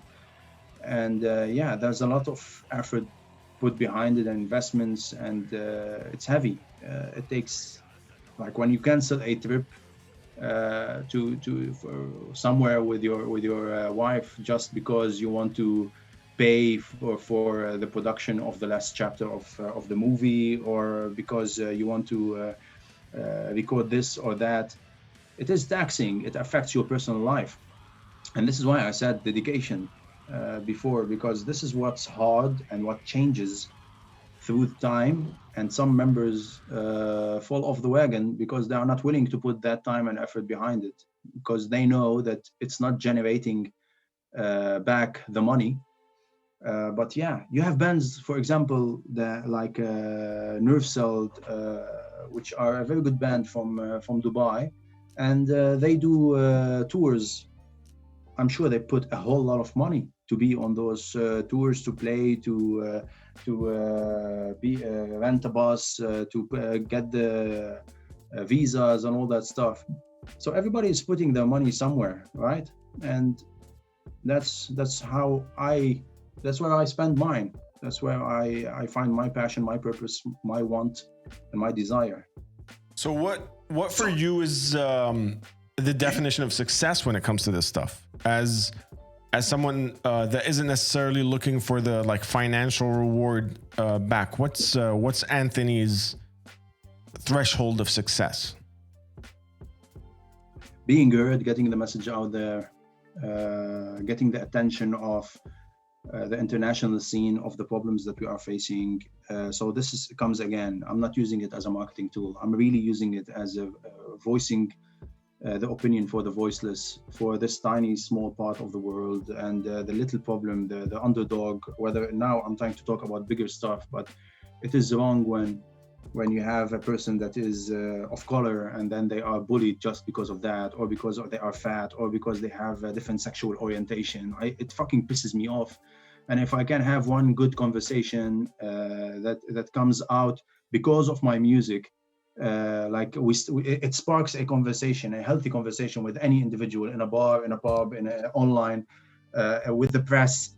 And thank goodness, I mean, I'm getting a lot of attention from the media, which is absolutely fucking awesome lately, and this makes me proud. I mean, I don't know how to monetize all this shit, honestly. Just like I told you, I plug and play. I should put some effort behind it because I get a lot of support on PayPal, through the Spotify page, through Bandcamp, on Death Tribe, more than anything else, recently on the singles and Thawra that I launched the music video after the explosion, and I sent everything to the Red Cross in Lebanon. I wish I could have kept that money, but it would be wrong because I raised money for to help the people in need that were affected by the explosion. And even people that were not metalheads, they heard the story and through word of mouth, and they are corporate people. And they gave me one guy gave me 750 euros on the spot. And I'm like, wow, I didn't know what to say. Yeah. So these things are what success looks like. I mean, I don't know if everybody is like that, but this is why I reached out as well. I think Julian Gorilla is here, and I reached out to him because I know that he manages bands, and I sent him a private message, and it was perceived in a funny way on the general chat. He didn't reply, but I wanted to ask him like, hey man, I've been doing this for quite some time, got a good following, I get a lot of views on YouTube. How can I transfer people and convert them to channels that make money? And where can I press merch in Europe? Because I came here, and then the few friends I had here, I lost connection with the closest of them, unfortunately. And then the pandemic happened, so I'm working and then playing music at night, and then hoping that things will be better in the future. Yeah, I think I see the difference between like the networking aspect of it and the I don't know. I don't know if it's difference in culture necessarily, or what the acceptance is. But I've been one of those people that trying to figure out how the right what is the right way to go about marketing. And the thing and this is one of the things that I want to touch on with you. The avenues that are available online and the way it's set up make people want to throw money at the algorithm and hope for the best, right? We've all had those Facebook posts where Facebook tells you, hey, if you boost this post, you'll get the attention of more people. And as a musician, you're like, if I throw a couple of $100 on this, I'll reach more people around the world, and they'll like my band. Hopefully some of them will, and maybe some of them will buy the album. But that's never the fucking case, is it? No, it's not. and the way it's set up is almost made for that monetization to fail. And the reason I wanted to bring it up with you is because there are a bunch of Kaoteon or Death Tribe songs on say YouTube or something that have like a 70,000 view counter with 12 comments. And as someone that works in social media, I'm like, damn it, why'd you put that money behind it? Because it looks bad in the end. But as someone that is also on the other side of it, having a band myself, I'm like, if someone promises me that more eyeballs will be, or more ears, more appropriately, will be on my music, then I'll boost it a little.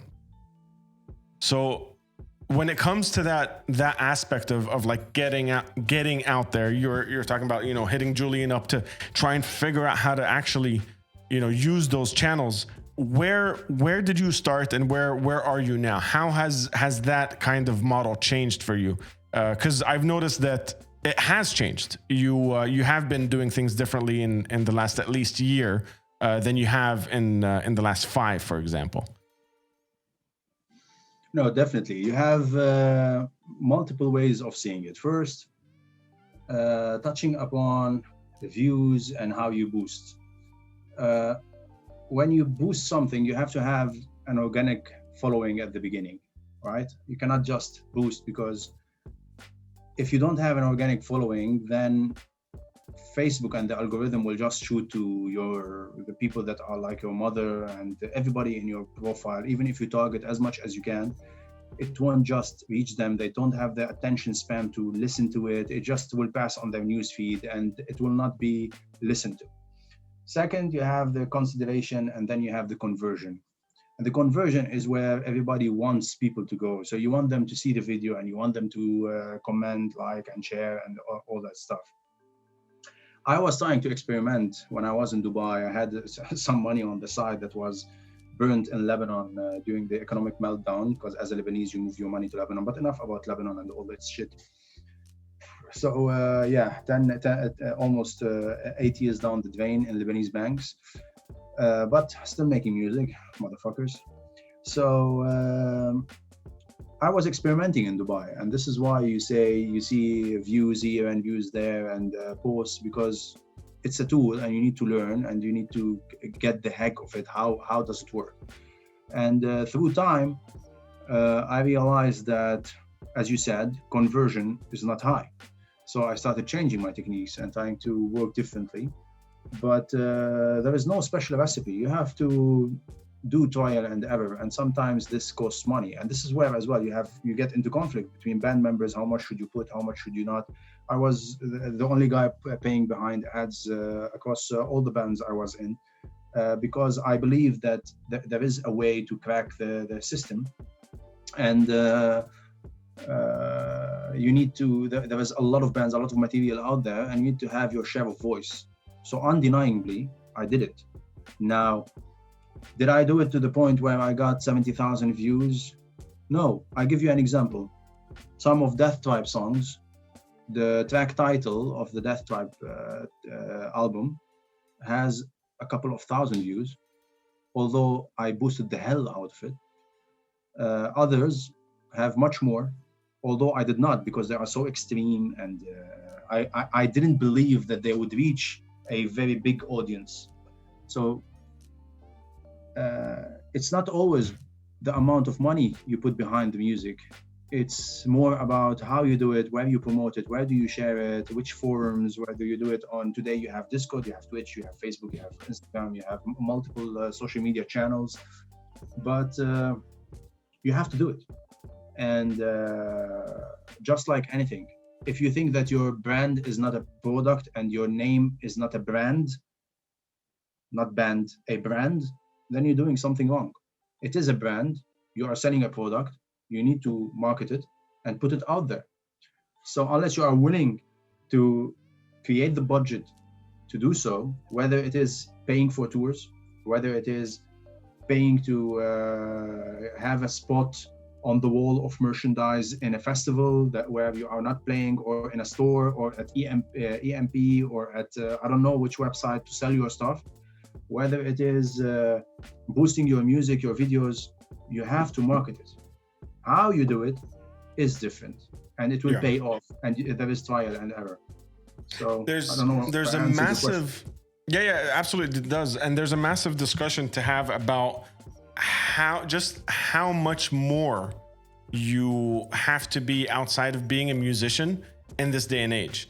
It's absolutely crazy that we can sit here and, as a guitarist and vocalist, you and I could sit here and talk about different marketing strategies over algorithms on Spotify versus Facebook, your tests with YouTube ads or not. A lot of people in the chat know. A lot of them make their own videos. Everyone's uploading to YouTube. Some people are starting to, stream live on Twitch. All of this encompassing in this like post music world, like outside of actually picking up the guitar and writing a song.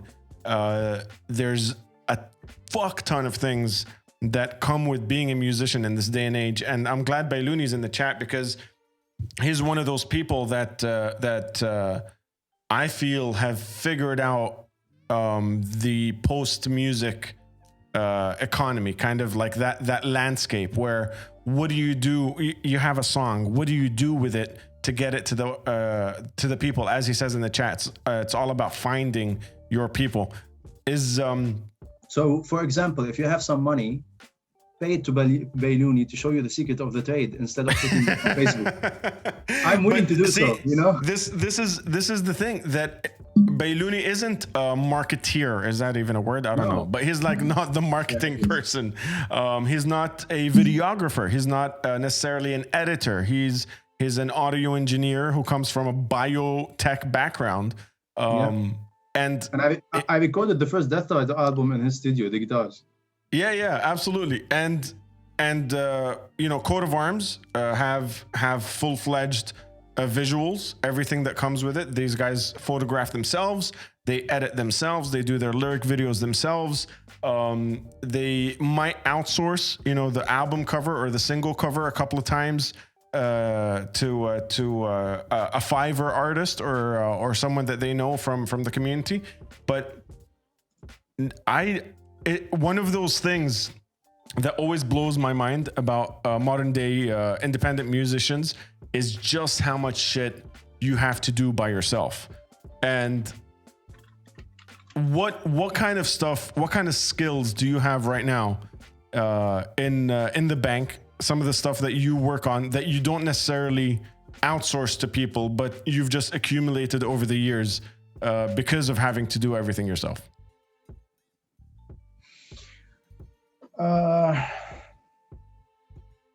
I do everything myself. I really do. I am not really good at outsourcing things or working outside the box. This is why I think I need to, because I do everything and I'm always on the run. I mean, since 2008 till now, I have released one album per year. Kaoteon, Death Tribe, Kaoteon, Death Tribe, with a movie, and then Kaoteon is coming soon.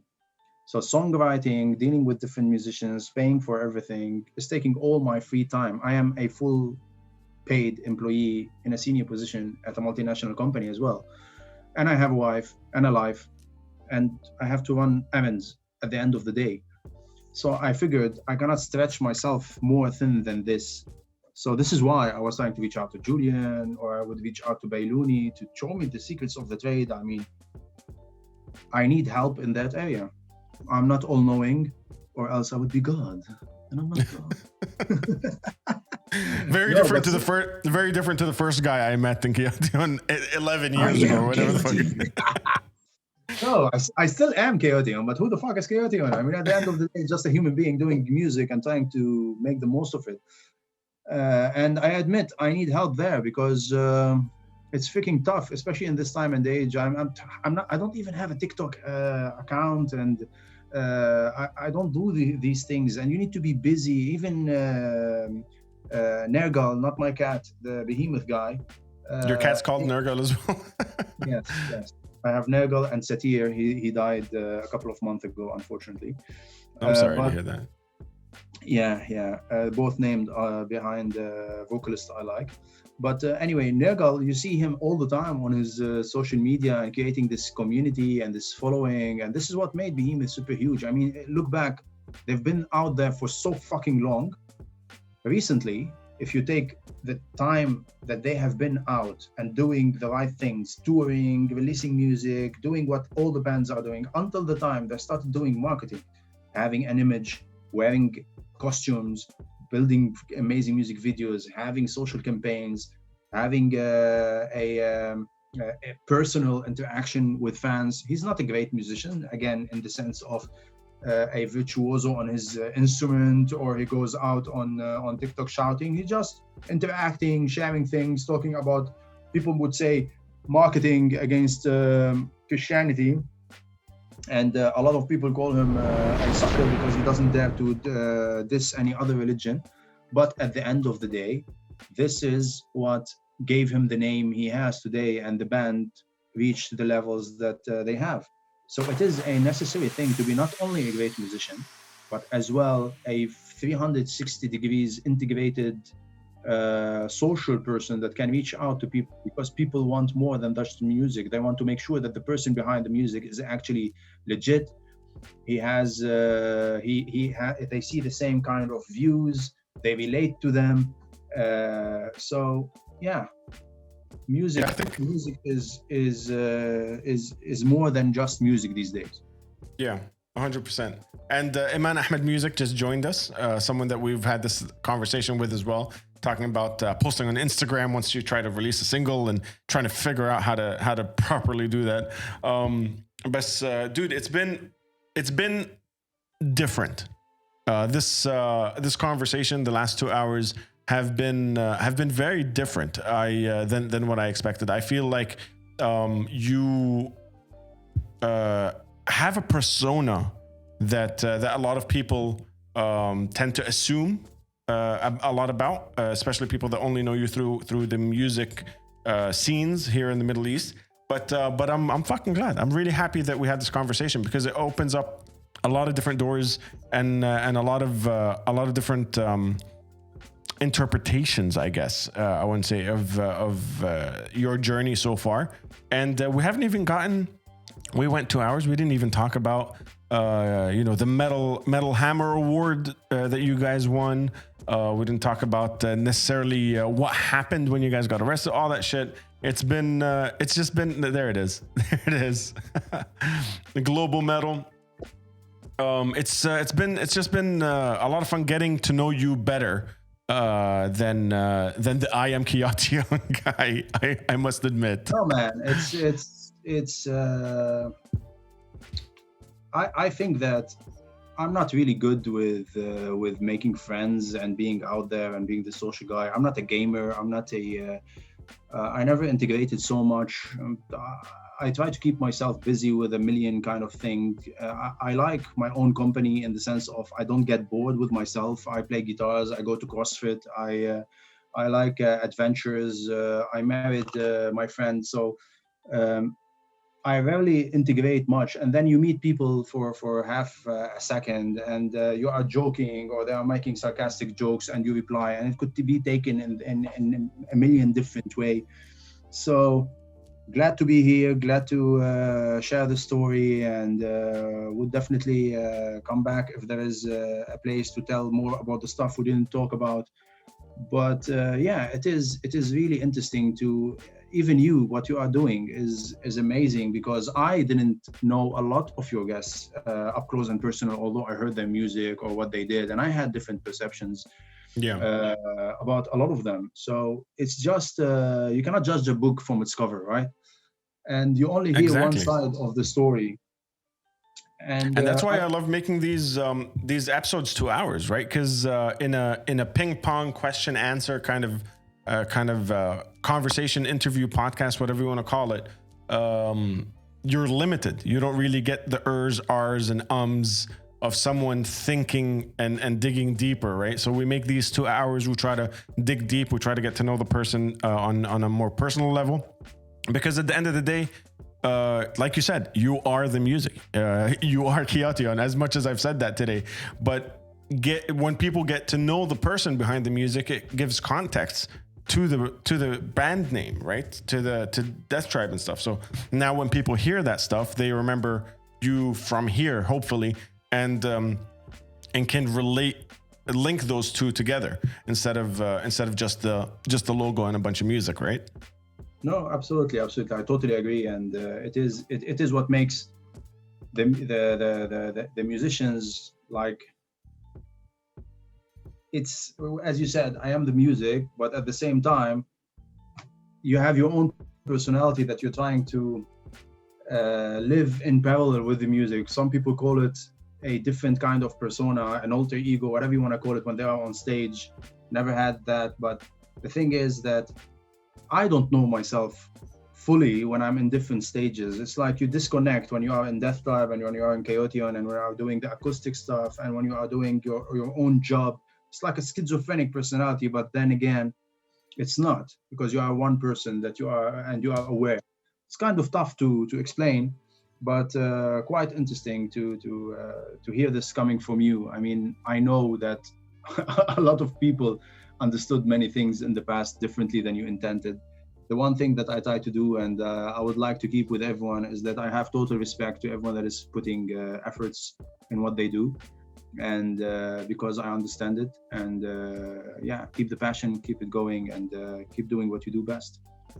The reason I keep bringing that point up is because I was exactly like you. A lot of fucking people were very dismissive at first, especially when Svengali first started. Just they kind of assumed what we were about, what I was about as a person, and all that stuff. We had our you're a rapper tribe. trying to play metal, I know. Exactly.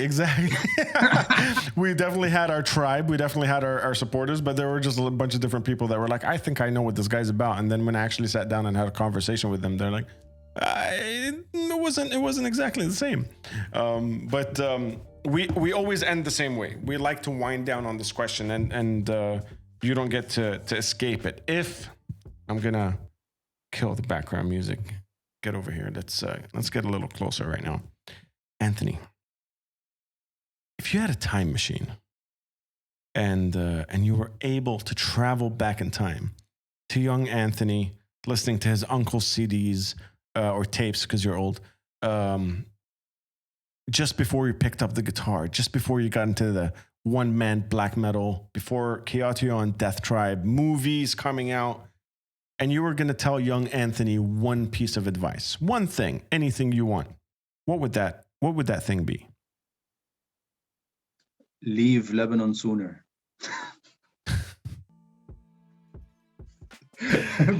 That's the truth.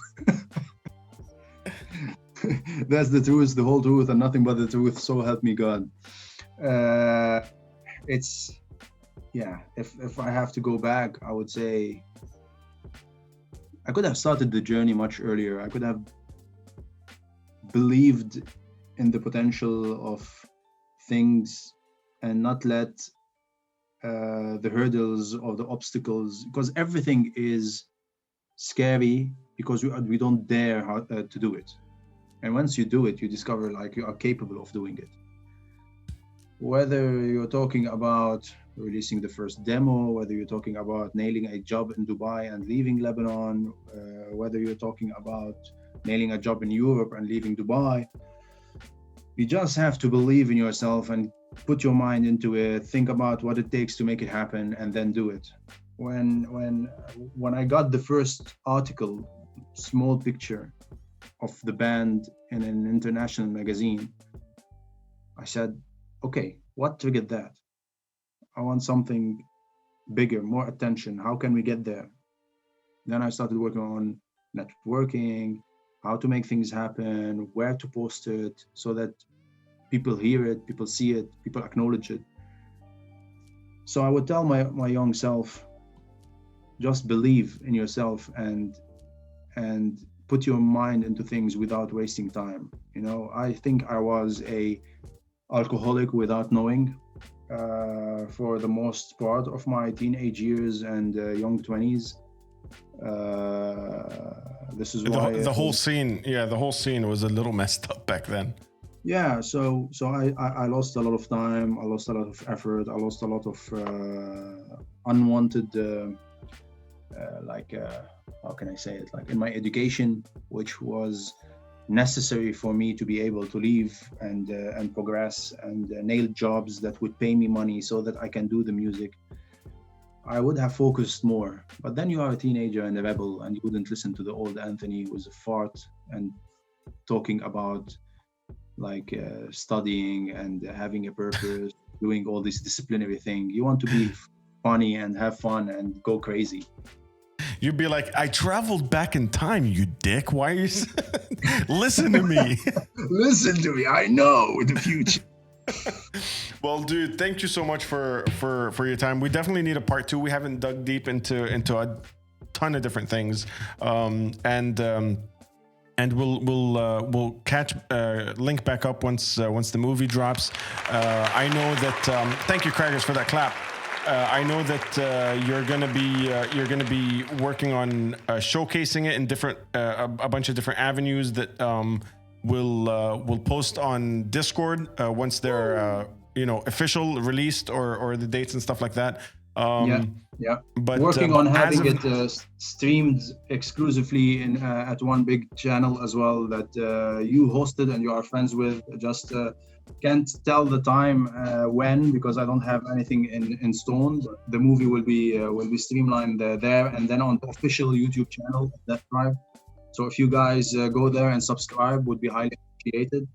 And we also have been dropping the pre-save link in the chat, which will also go on Discord right after the conversation. So you guys who are interested, go on and hit that pre-save. It makes the algorithm gods happy and shows it to more people eventually. So yeah, we'll post all these links over on Discord. If you're not already on Discord, what are you doing? What are you doing? Hit that link. It's in the chat. But dude, thank you so much. Chat, thank you guys so fucking much for all the support, all the love, and we might have an after party in a little bit. Once we do a little raid, maybe we'll party on Discord. Maybe if you guys are down, we might do a little after party. We're also, don't go anywhere, because we're gonna raid someone that Anthony, I got introduced to him because of you. Metal Comedy, aka Blaine from Banger TV, is live right now. Blaine is someone that's on Banger TV. As you guys know, Daniel DK, we had him on the podcast, is also from Banger TV. Blaine has done a full deep dive into the Lebanese extreme metal scene, and also a full episode of Banger TV exclusively on Kaoteon, which exploded and had, you know, the band on. And that's what got us the 70,000 views, by the way. Yeah, absolutely, and on a lot of different people's radars. So we're gonna raid Metal Comedy in just a bit. Anthony, what do you think we should tell him? What do you think we should? The chat should yell at him once we get there. I'm clueless. Blaine, what could you shout at Blaine? He can answer anything. He's a fucking hilarious guy. I don't know. Just how about you guys? How about we throw up the tribe emotes and just yell Kaoteon at him? Just randomly Kaoteon. Throw in a bagpipe or two. That would be a blast. I think he would remember because we sent him balloons on his birthday once, and he was really flabbergasted, and he posted it on his Instagram. It was really nice and funny. All right, you guys, we'll throw up all the tribe raid emotes. We'll throw up some Kaoteons. We'll throw up some bagpipes, and just give him hell. He's a solid dude, a good guy, amazing person. And we'll throw him some hell. So to officially end the episode, Kaoteon, Death Tribe, all the solo stuff. Anthony, thank you so much for being here. And whenever you're ready, in whatever way you want, say the words, hit the outro. Hit the outro!